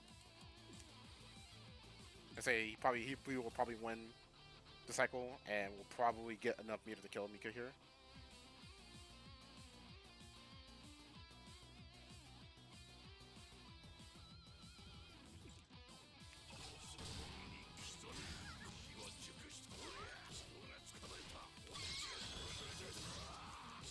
Yeah, Mika's still here. Hello, Dad. Yeah, Wald's on offense, right? So we can kind of like take a look at like what's happening on the screen and make assumptions about who would win. So Wald does have the advantage, but it doesn't strictly mean that Wald will win. Because if Mika makes the right play, like if he does this command grab but she jumps it, Wald, and if Wald gets hit here, if he gets hit here, he could lose the cycle.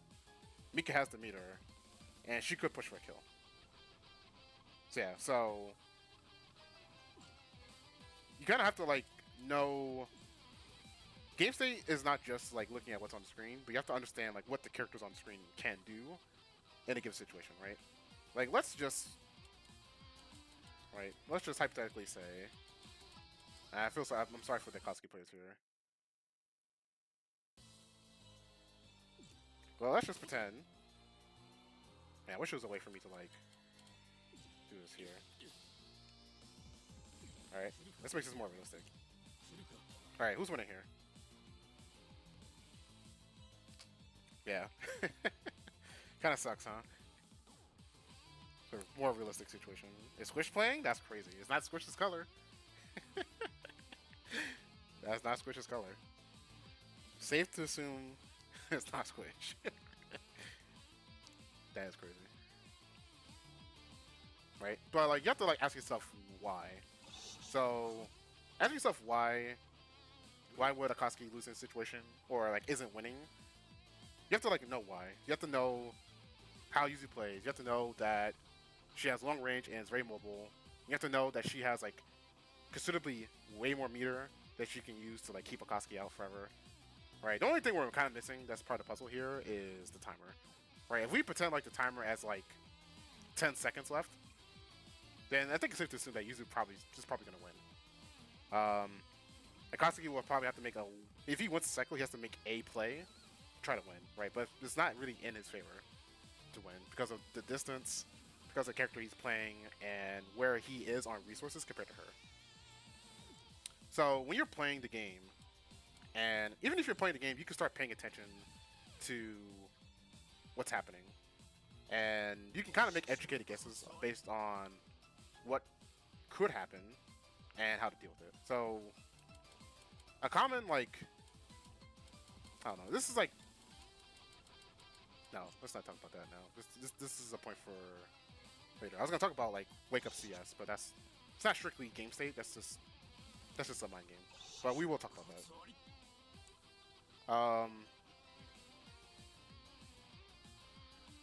But yeah, if you can like intuit like what the opponent can do based on like taking a look at the screen and thinking like, okay, Yuzu's probably gonna pick this, and then you start working backwards. Why would Yuzu want to keep Katsuki away? Because even though Yuzu has excellent neutral, her defense against characters, especially like Akatsuki, can be very troublesome for her.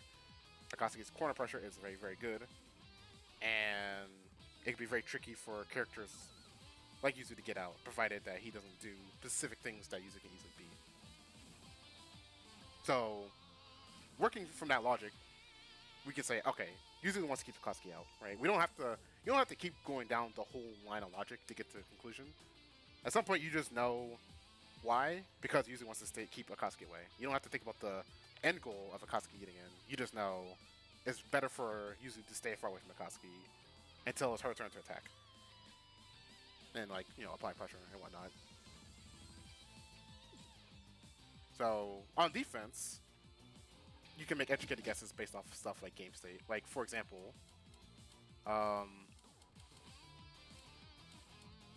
let's just say we were no. Yeah, let's go with Akatsuki and then we'll pick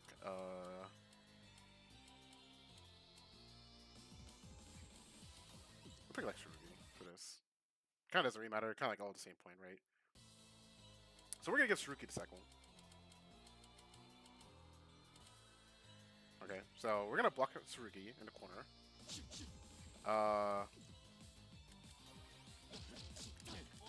What do you think is about to happen next?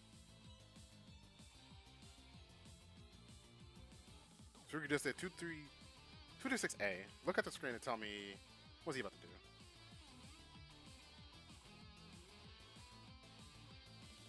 Okay. So one person got it right. It would be. Oh, not that. It'd be this, right? And you can intuit why. Because this frame trap, while it's good, very risky if you don't cancel it.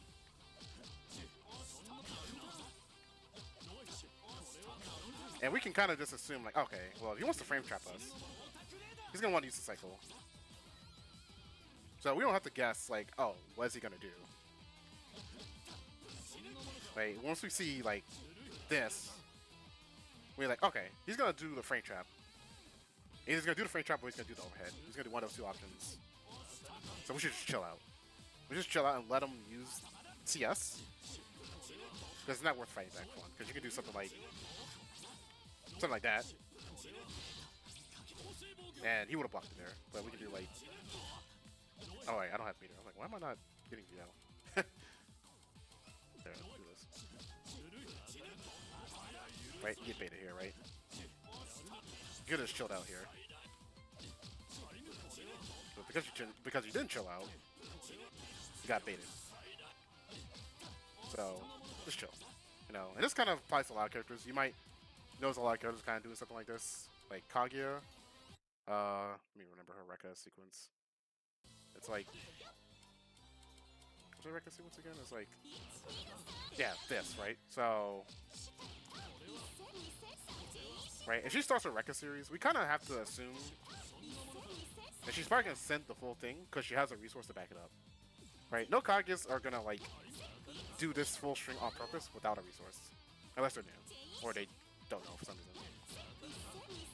So we can use game state to kind of be like, okay, we see they have CS. They're probably going to use CS to extend their pressure. Yeah, any character with a Rekka... I mean, Enkidu could do it. Enkidu is absolutely a character that can do it.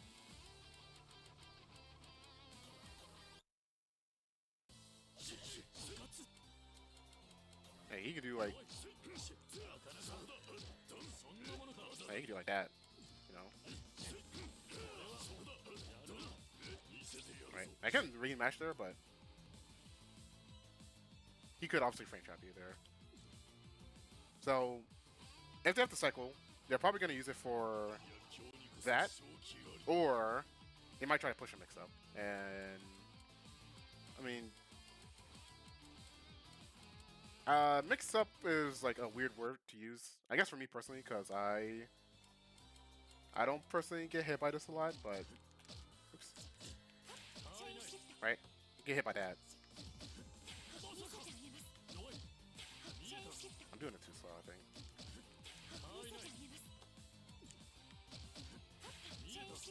Right, you can get like Assault Jade, right? Well, hey, let's do like this. Right, get hit by one of these, right? This is probably more realistic.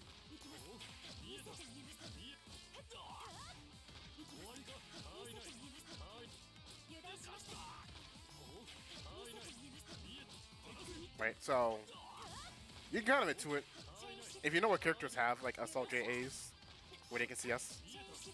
You can kind of get ready. You can kind of get ready to like mentally block it, especially if the opponent, like likes doing it. Like Photon's not a good example. Oh, yeah, right. Photon. Right.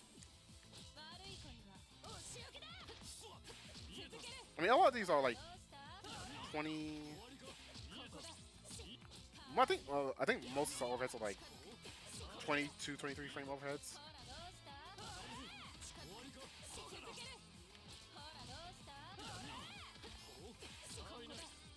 But I guess you just have to like practice. But I mean, obviously you can.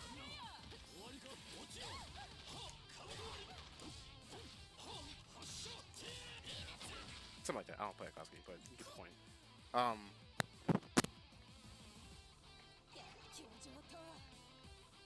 So yeah, you can just like intuit how characters will typically try to use CS.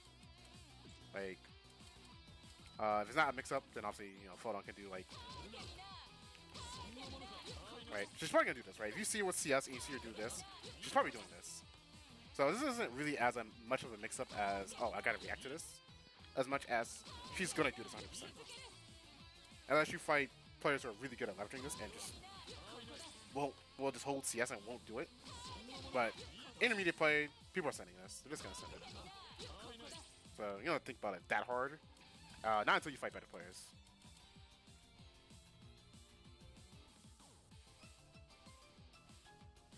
Okay, so now we're going to talk about being wrong and being okay with being wrong.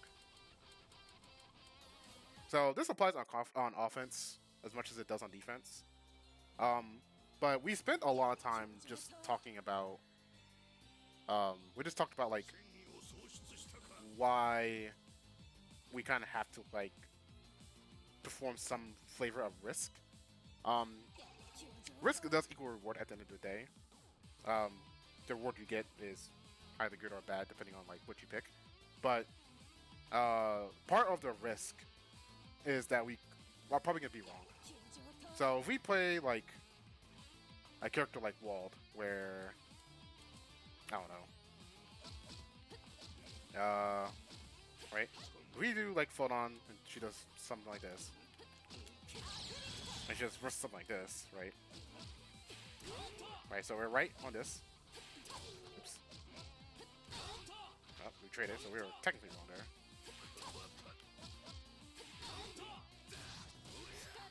Right. Well, maybe we could do something like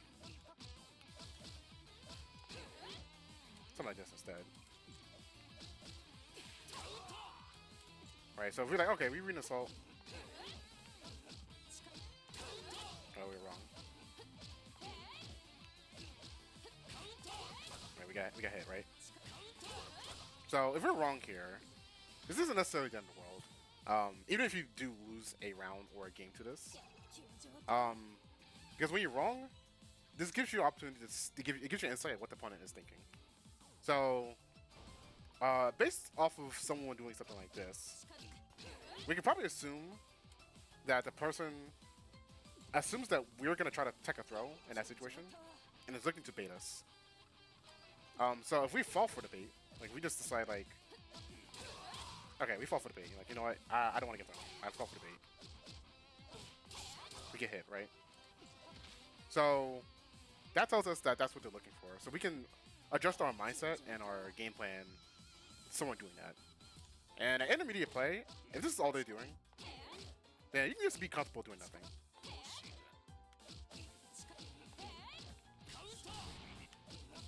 Right? If they just do this, like she can obviously like continue her pressure here, but Photon's pressure outside of like 6FF isn't like something that'll like make you start like acting out. Like you don't actively want to like start going crazy just because you're blocking her. If she does like 6FF, that's a little different. She kind of has to start throwing you to make you start like playing into her offense a bit more. But she's like not even throwing you; she's just like stringing you up with these frame traps. You can just do nothing until she decides to swing. But we only would have been like known that if we took a risk. And technically speaking, by all rights, doing nothing here is a risk. Because she could just throw us, right? And if we get thrown here, that tells us that we have to start teching. So doing nothing is a choice. And if we're wrong, then we need to adjust our game plan. That's how you learn. You learn more often by being wrong than being right, generally speaking. Okay. So this was a little bit weirder on topic of defense, but I think it's still very important to talk about. We're gonna have to talk about side swaps. So the ultimate reward for defense is eventually getting out, and in Uni, you're probably more likely to get out by hitting the opponent in some manner or some way. So we want to capitalize on hitting the opponent, and if your character can afford to, we want to put them in the corner. And the corner you were just in is closer to you than the one on the other side of the screen. No one plays Merkava here, so I'm not even sure why I'm on Merkava. I'll pick, oh man, do I know side swapping other character? Okay, I'm gonna keep it 100% with you. I don't know. I don't know anyone else's combo theory like that. But I do know Merkava's well enough, just to give you an example of what I'm talking about. So if we just, like... Yeah, we can just, like, do this. Oops.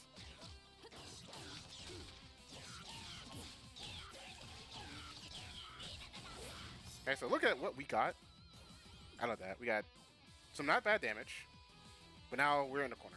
We got them in the corner, and depending on your character,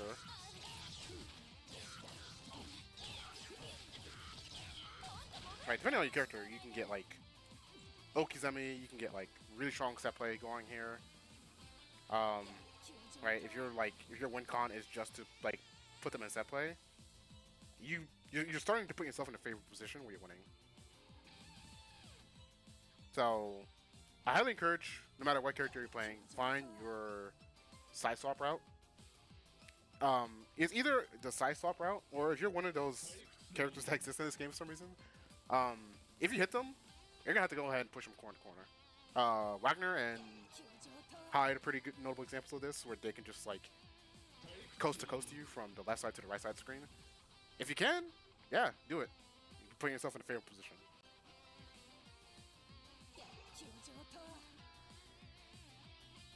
Alright, so let's talk about spacing traps, and then we'll move on to more advanced concepts.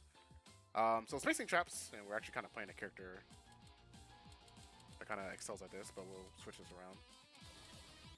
So spacing traps in Uni, on paper, if you just look at the frame data, you might think to yourself like, just theoretically, why can I not get right? There we go. Like, this situation shouldn't be favorable to this character. But when you start looking at the spacing of when they're attacking, suddenly it makes a lot more sense why they're doing what they're doing. So for Merkava, you might run into Merkavas that are like, better. You might do something like this. Oh, they might do something like this. Right? This is a spacing trap. Merkava's -5 here. Actually, we'll do this. Right? So they're -5 here. But characters don't have... They don't have anything to like retaliate at this spacing, right? Nothing to punish her. Right, I can do this.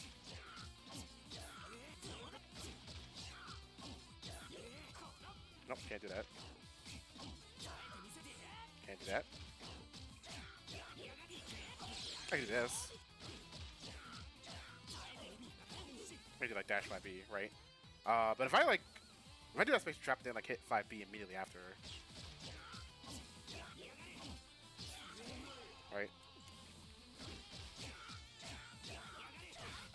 Right, I can't do dash 5B. I think 660 should beat this. No, it does not. So they got spacing trapped here. Right, I kind of have to do like a really early button press here. But, here, we'll do this other recording. Alright, do like a slight wait. So if I do dash 5B, yeah, whip punch here. So it's not as cut and dry as just like, oh, just swing into him. So I think the appropriate way to deal with this is to just dash block. For context of Merkava, 5B, I'm sorry, not 5B, 5C, 5A rebeat being -5 is amazing when Merkava's like right here. And it starts becoming worse and worse the closer you get closer to him. And for characters like Merkava, and generally most other characters with long-reaching pokes, generally speaking, these moves will, the frame advantage gets worse and worse for them the closer you get, and like that's like their best move for repeats. So 5C, 5 repeat is Merkava's best repeat on block. So if you just dash block into him, right? Right, we just take away the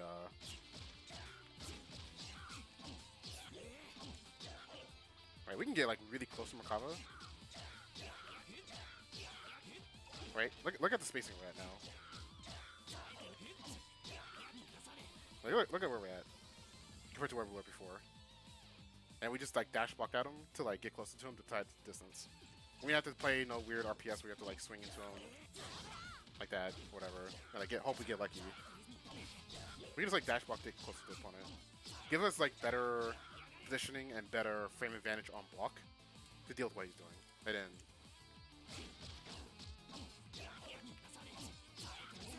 right.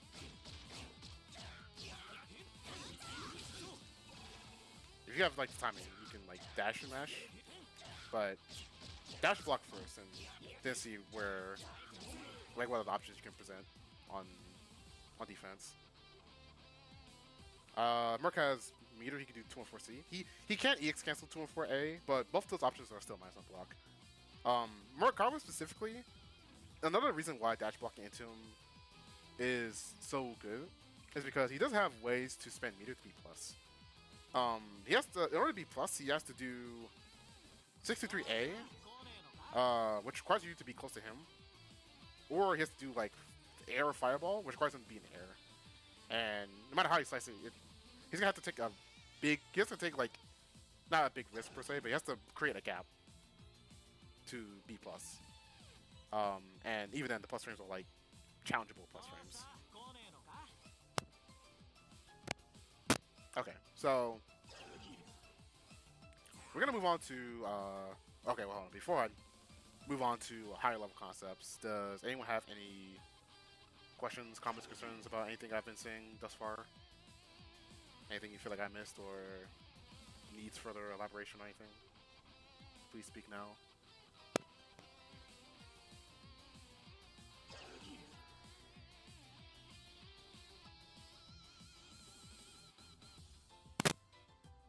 Oh, yeah, I forgot about 171 AD. You're not sure how to beat it. Okay, well, if you're attacking, if someone is jumping like this, you're gonna send with a low. If you're playing Seth, and I think this is true for Seth, but I'll just check real quick. Yeah, okay.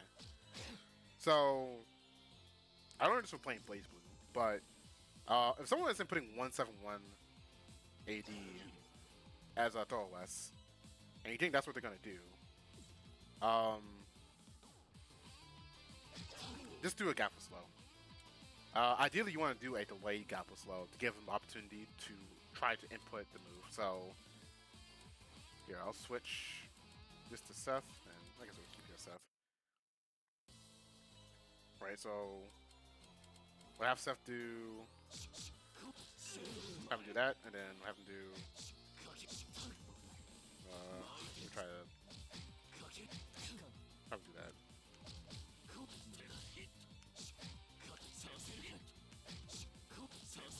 Right, so he's taking the throw there, but.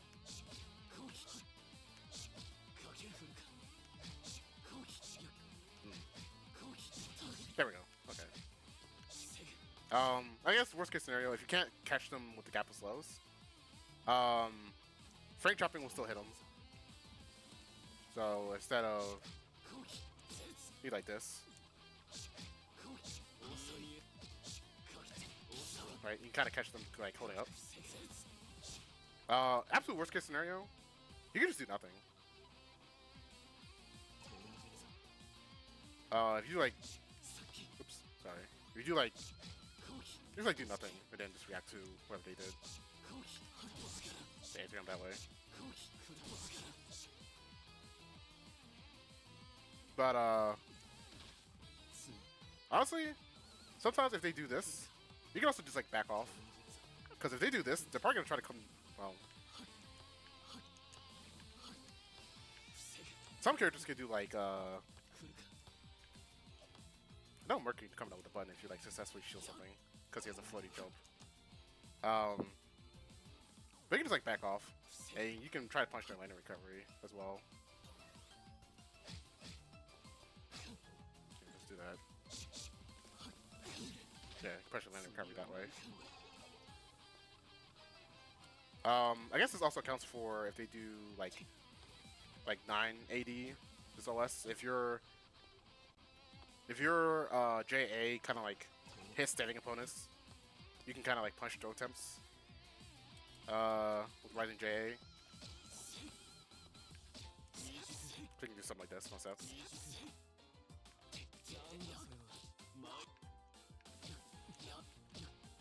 But you can do something like that. I think for most characters, you kind of just have to be okay with like anti-airing them. You can even do like a anti-air frame trap as like part of your string.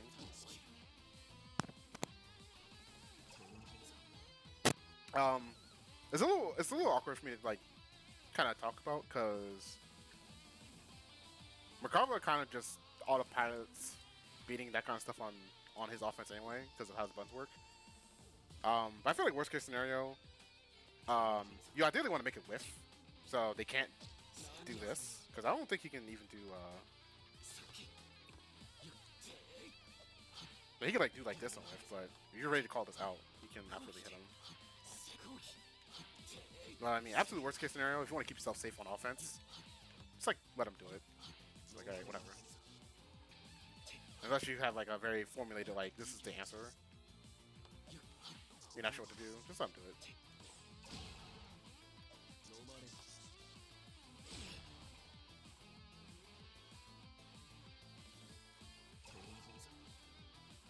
Okay, I see we're feeling a certain type of way about Seth J OS. Any other questions or comments or concerns or anything? I know a couple people are trying to go. But I'll keep talking for people that want to stay.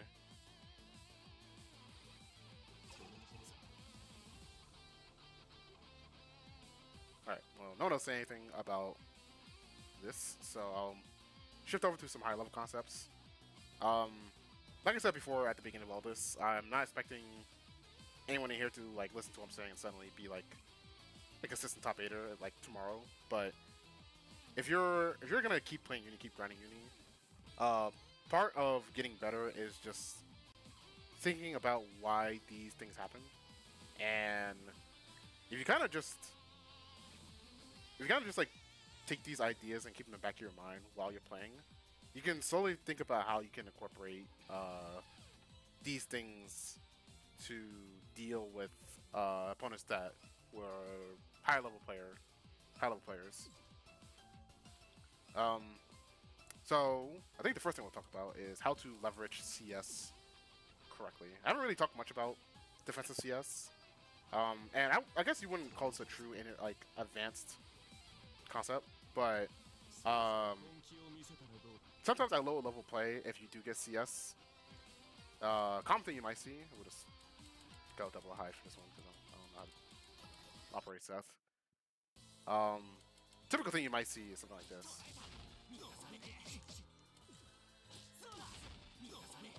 Oh wow, it did to me. That's crazy.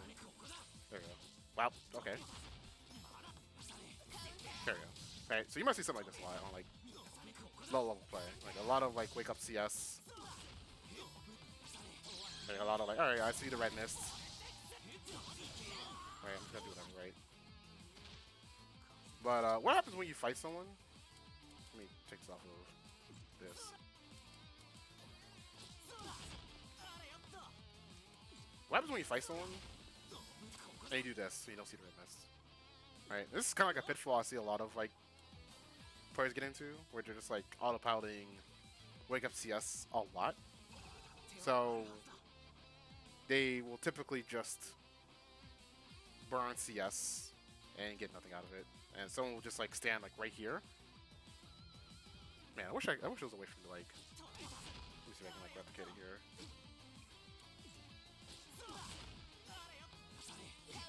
Right, something like this will happen to you, right? Like you try to scramble off this.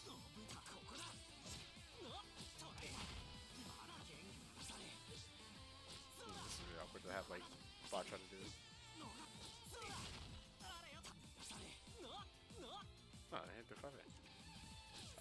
But yeah, someone will just like stand outside of like your Abare range, like your mashing range, and we'll just watch you like CS like this. Now give you a red miss, so you either do nothing, and it'll just like continue the offense. It'll hit button, like start the offense again, or you will try to gamble. They'll do nothing. Like you'll be like, oh, he's not doing anything. I'm like CS DP anyway, and then you get owned because he didn't do anything. Or you try to wild out with something like you try to do something like this, but then they stuff anyway because like they have the spacing advantage to deal with like whatever your shenanigans are. So a better way to use CS and a better way to think about CS is a good way to confirm a situation on defense that lets you react easier. So go back to good old board order here. Actually, sure, Carmine. So obviously Carmine could do something like this, right? Well, let's just pretend we don't have meter.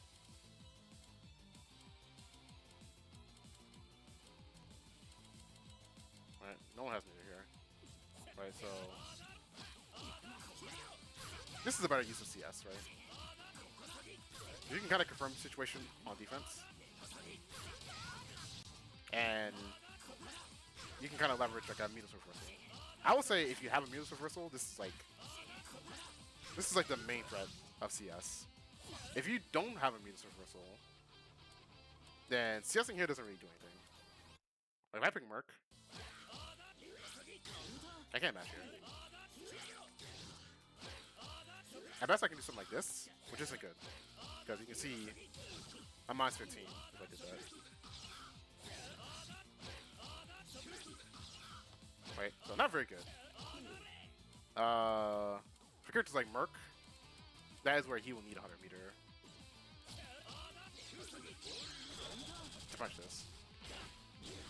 Something like that, right? So you'll eventually get to a point where if you're playing a Mutus reversal character, they might purposely do a string. Like they might do something like this and just wait. Right, and it's kind of like that situation where you get like knocked down and you wake up CS and you don't see anything. This is basically the same thing, more or less. Right, even down to like this bacon trap. So you have to have like some discipline to just like not waste your threat CS early. You want to like let them like continue into their block string. And you want to see if they're willing to commit to a frame trap or not. And you can kind of feel when they're going to commit to a frame trap, because if we pick like Quart, for example, right? If we do something like right? If we do something like this, right, where he's like, all right, hit fall for this. We try to CS the 2B gap, right? That's where CS becomes useful, right? And you might see like high level players like that. Oh man, how do I know to CS that? Well, this is what they're typically doing. They're like typically waiting for you to like basically overextend because you're giving the opponent a gap that they can abuse. Where you could have just kept doing like short strings like this, and either force them to CS or string them up long enough where they will eventually lose it. So that's like one way to leverage it. Obviously, if your reactions are super strong, you can call out things, right? You can like call out this, something like that.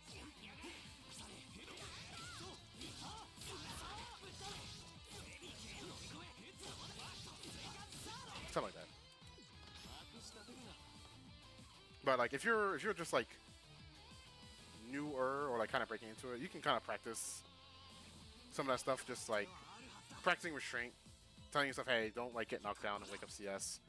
Don't like waste CS on the very first like block string interaction. Like let them see if they're gonna overcommit. Because if you're playing like Hyde and you have CS on defense, and the opponent's like thinking about it, they're like, all right, I don't want to give this guy like obvious gaps because I'm just gonna hit by DP. And I don't want to get hit by DP. I don't want to lose my turn against this character. And they have CS, so I'm either gonna do a short string, and it's like wait, or I'm just gonna send a very long gapless string and then back off. And you can kind of use like the threat of CS DP to like take your turn back. So you'll sometimes see when you're fighting when better players are like playing each other, you'll see like this happen. Right? They'll just like start mashing immediately because they're respecting this.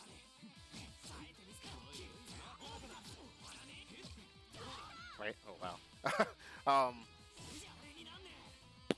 So you can if you like leverage, you can leverage CS in those ways, and you can kind of keep the threat of CS, and you don't really have to pull the trigger a lot of times. I mean, obviously it depends on like who you're fighting and like how good they are.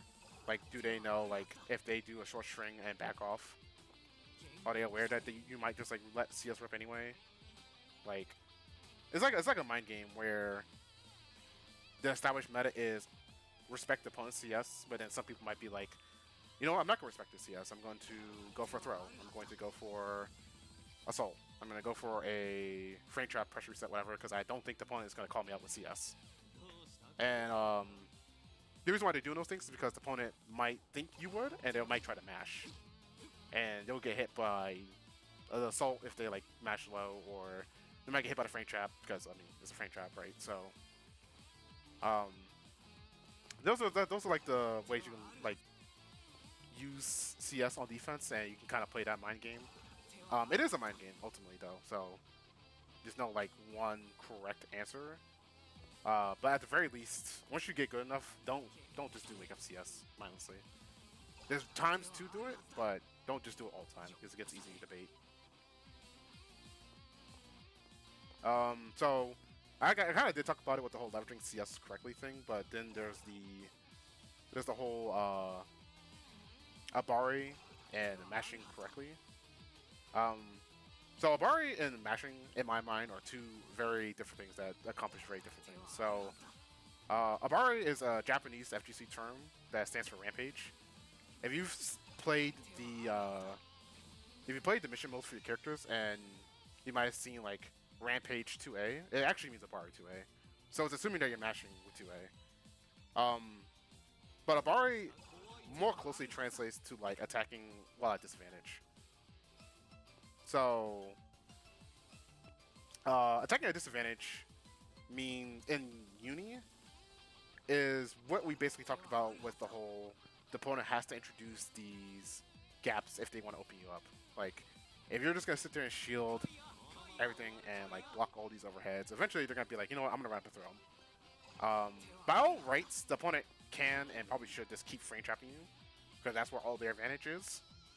But if they're gonna give up that advantage, try to like throw you, and you mashed, that's like the textbook definition of Abare. Or like, if Gordo does like, if it does like this string to you, and you mash, that's Abare, right? You have to read.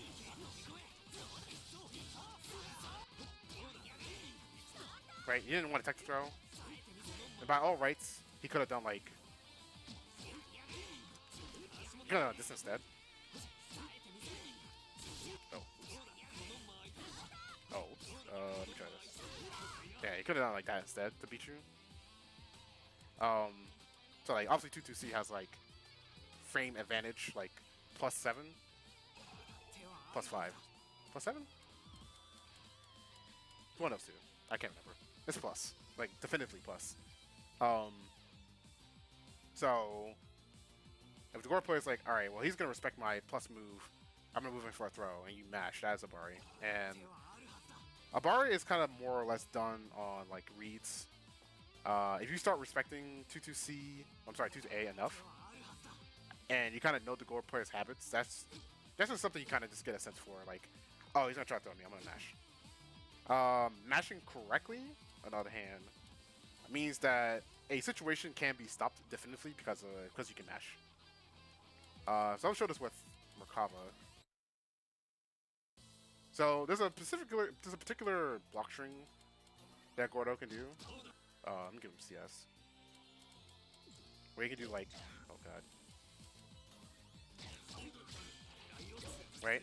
And this leads into a fuzzy, weird like. It leads to like a lot of weird things. Right, you can do a lot of BS here, right? And that Scythe slams overhead, so you have no choice but to stand block this. Which leads into like weird fuzzy. But you can mash too. Like a lot of characters can smash so low and hit him out of it. Right? So technically you don't have to hold this. It gets a little weird if the Gore player has meter. Because instead they can do something like this to call you out. Right? But if strictly speaking on doing this to you, you can stop this.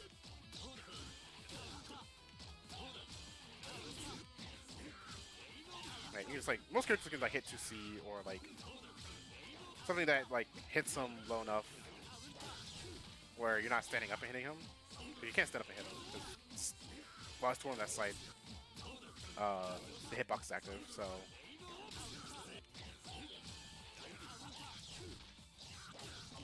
you can just kind of hit him, right? So this is like a pretty clear cut. Like this is like your time to mash.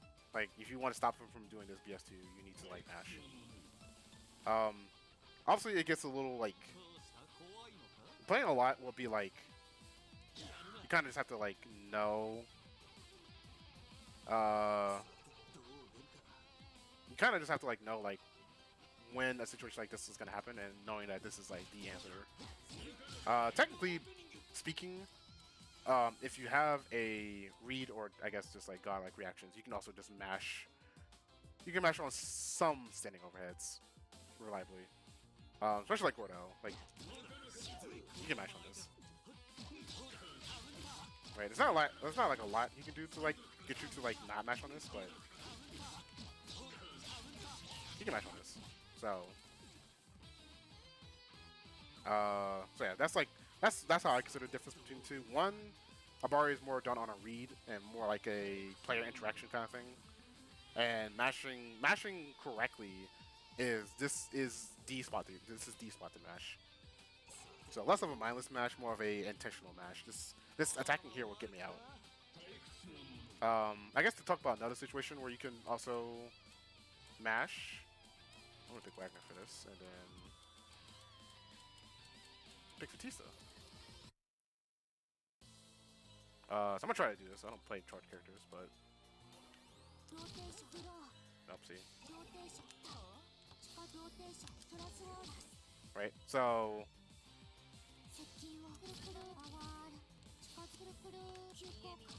right?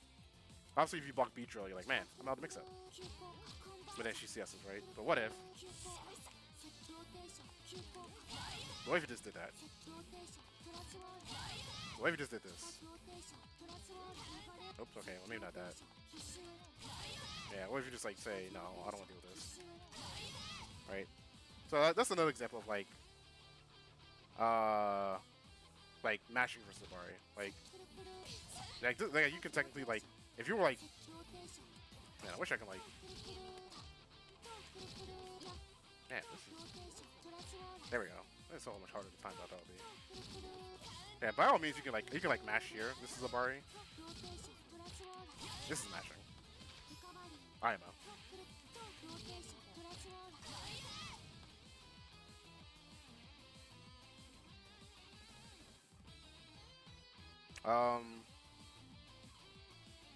So I guess these last two would kind of be rapid fire concepts, and it'd just be like the end. We'll have a more open Q&A about whatever you want to talk about. So these three topics are developing your like sixth sense in fighting games, how to lap defense and improve your actions, and how to like watch vods, either your vods or someone else's vods, and get useful information out of it. So sixth sense, sixth sense to me is just playing on vibes. You're kind of like you kind of just like, oh, I think this is gonna happen. Why? I don't know. I kind of have a feeling. So playing on vibes requires a lot of game knowledge and or a lot of playtime. So for me personally, I tend to kind of play on vibes a little bit. I know enough frame data to know when I should and should not do something.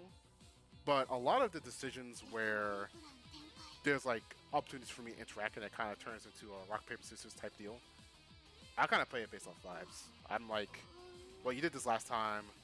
I think you're going to do this time. Or I know you well enough to know that you're going to keep doing this. So I'm going to like keep blowing you up for doing it. That kind of playstyle does require time and a lot of time. I can't give you the definitive answer because everyone's different.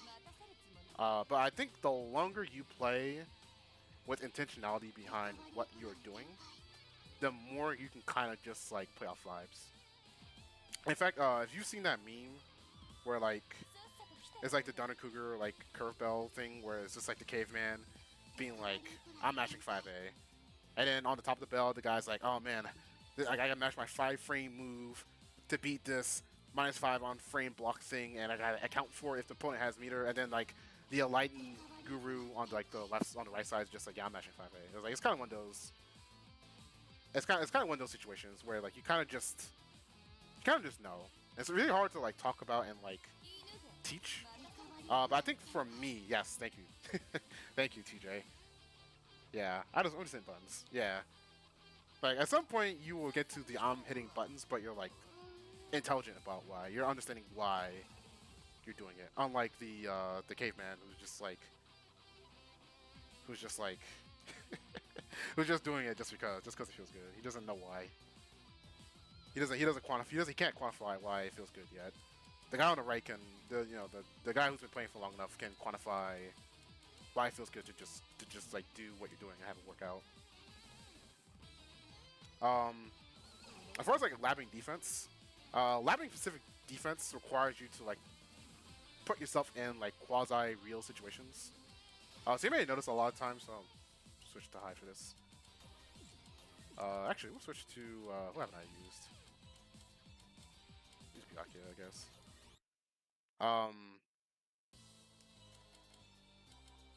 So you may have noticed I've been doing a lot of like these kind of like throw situations. These are like relatively real situations that you'll end up being put in, right? So you can like use these situations to like lab defense, but obviously you can also go into like real matches and like see what everyone else is doing, and then you can recreate it in training mode.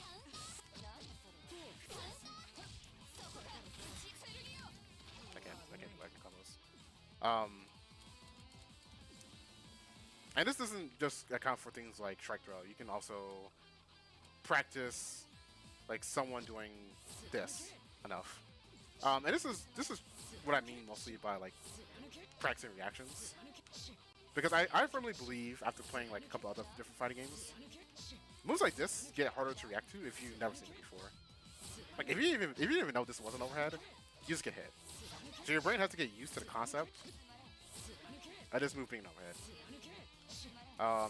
Not Brian F. Sajam has a video talking about mental stack, and in that video he kind of talks about what happens when you get into situations where you have to react. Like he used anti-airing in Street Fighter as an example, right? In Street Fighter, when you first start anti-airing, you're thinking to yourself, okay, first of all, what even is my anti-air? You gotta think, okay, which one's my anti-air again? Is it DP? Is it Crouching Fierce? And then you think to yourself, okay, well, are they at the right range? Which one do I pick? Right? And then you hit them, and you're like, oh, do I get a combo? How do I combo off it? You know, what do I get? What's the optimal setup? Right? And eventually you kind of repeat it enough times, so eventually your brain is just automatic. It's just like a snap of your fingers. You can just think like, oh, he jumped. I'm hitting this anti-air, and that's what I'm doing after.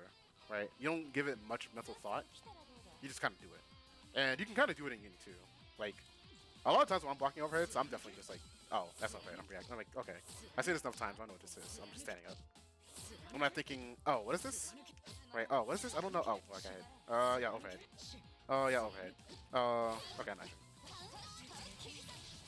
Whatever, right? So this is generally how I lap defense, and you can also practice it for things maybe not as conventional like as overhead. For example, you could practice it against walled. If you're pressuring walled, right, and he thinks he's a cool, awesome guy. Oops. Man. Okay, how about this? We'll just do it off here. He's a cool guy, right? He's just gonna wake up. He's gonna wake up, and do whatever he wants, right? He's gonna do wake up like clap. Wait, wake up 360, right? You can practice like reacting to. You can practice reacting to each one. I can't DP it for some reason.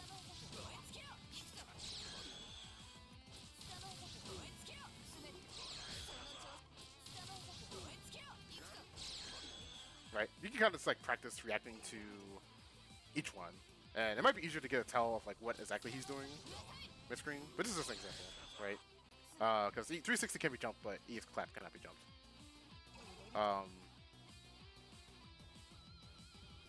But you can go into the lab and like just know. Another example, because obviously we have a bunch of like characters with a wake up command grab, is Gordo, where maybe you don't really quite know what to look out for like EX command grabs, or whatever. But you can start like reacting to like what he's doing. So.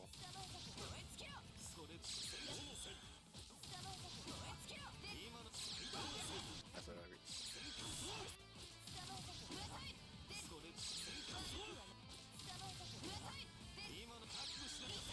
Right, so you can kind of like practice and reacting to like specific tells that characters have, and your mid stack like gets shortened, so you put more effort on focusing what the opponent is doing and beating your opponent. Because if you're putting all your effort in like, oh, that command grab, oh, that like EX whatever, like, oh, I gotta like block and blah blah blah blah blah, then it's gonna be a lot easier for your opponent to do these kind of things and just kind of beat you. But if you're like not even thinking about this shit, then you know when it's time to interact with the opponent, you have a better chance of like truly understanding what they're doing. So the last topic, and then I'll open this up for Q&A, is watching VODs and how to get useful information. I hope, if anything, out of this like now going on almost 3 hour long talk, is ask yourself why and try to reverse engineer why. For me personally, I find VOD reviews easier if I'm watching with someone else because no one's perfect, so I can't get the full picture from something. So you can get someone else's input and understand a game and a different idea. Like, if someone didn't know why, let me see if I can. Let's see. Yeah. So let's say Wagner gets a knockdown here. Oh. Uh.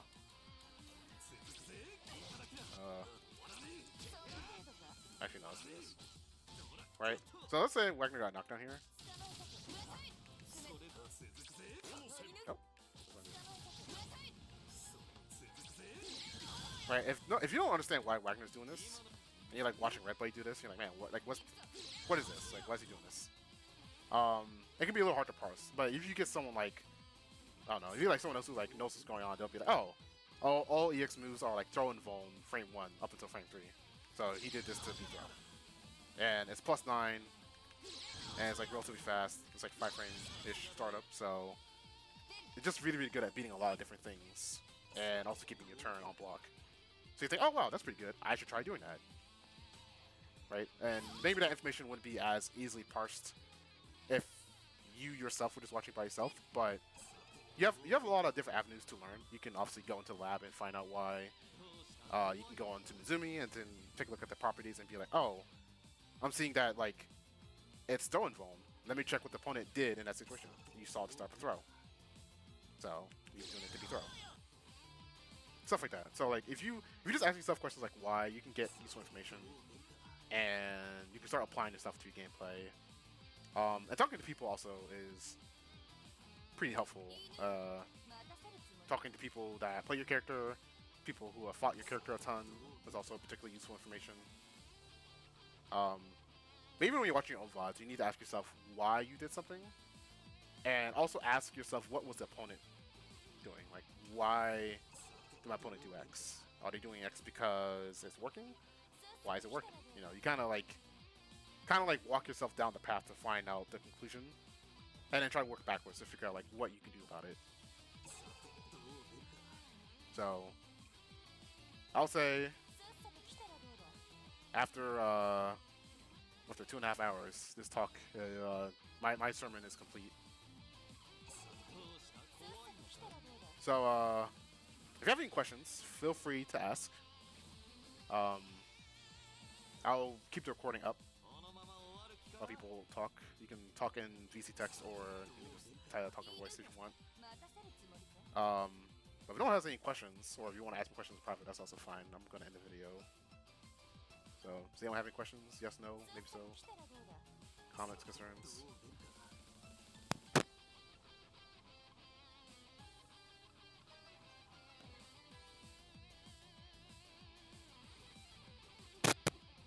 You guys are very welcome, by the way. I generally do hope all this stuff is like useful. I hope I'm not up here just like yammering baloney for like 2.5 hours.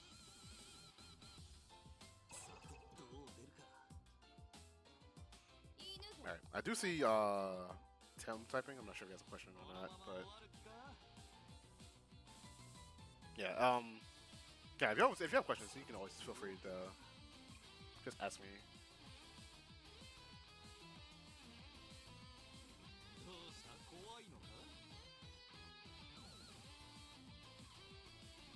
Alright, let me give Tim a little time to see he's typing something.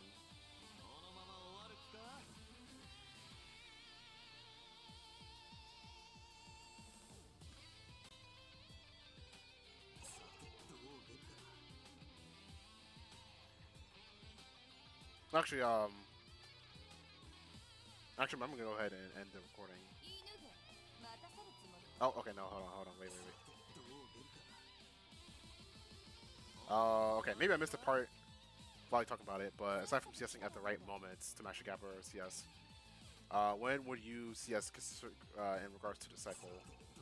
CSing early, okay. So, from the concept of the defense, yeah, Mosin did talk about this. I don't think that video really changed a lot, going from Uniclear to Uni2. I think on defense, CSing without the intention of blowing up a gap or calling out a mix-up, that gets a little tricky because you're starting to look at a lot of character-specific interactions. So, well, you can't really hold CS way out the cycle because yeah, the point should have over here. Yeah, like if you have CS and you keep blocking, then you'll actually slowly start losing grid. Yeah, have it like this. Right, see how he's like losing grid for like just blocking? Like, you like can't realistically hold on to it like this, because if you just hold on to it like this, you're gonna eventually lose the cycle unless you start shielding. So you're kind of incentivized, like when you have it, you're kind of incentivized to use it. I think if you're gonna not use it for gaps, then I think the next best thing you could do is the CS for meter, which is kind of awkward because if you're CSing for meter, that means your opponent is probably gonna put you in a spacing trap anyway. So you have to be okay with just like keep blocking. But maybe now you can threaten meter if you're one of those characters without a meter's reversal to just you can threaten meter to get out instead. But it's a very tricky situation. As far as burning it early or late, I think as long as you burn it before the clock, like if you think of the clock like a real life clock on the for the grid clock, if you burn it either at or before like 6 or 7 o'clock, then you could make a play for CS again. I tend to burn CS early unless unless I'm holding it for a very specific reason. But yeah, I would probably say early. I would probably try to burn it probably before 6 o'clock on the cycle. Because otherwise, if you burn it too late, you're gonna enter transfer state and you don't gain grid during transfer state. So if Gordo CS'd right here while he's on defense, he basically locked himself out of winning the cycle. Unless I think even if I get grid broken, he wouldn't win the cycle. It was just like this is good. It's like no one wins. It's be neutral. So hopefully that did answer your question. And then TJ asked, this is kind of character specific, but how many 4A 5A stackers should I be looking to block before I poke back? This is highly specific on what the opponent is doing, right? Because they can still frame trap you here. And you have to account for if you're going to shield to push him away. Or not. Because they can still threaten a lot here. I would say apply wait and see. If they're one of these people that does like this, then maybe you can think about mashing here. At the very least, if they push themselves out and they're trying to do like... Right, if they do like one of these and then try to run up, they have to run deeper to throw you here as opposed to here. So I guess you can keep that in mind. But definitely depends on the character and the player, for sure. Kind of a hard question to answer, but if they're pushing themselves out like really far like this, then they run up, then you can probably afford to match if they're running up like that.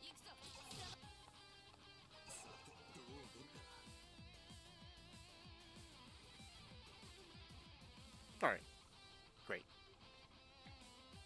Well, if anyone else has any more questions, I can answer them post recording. But for now, I will end this guide here.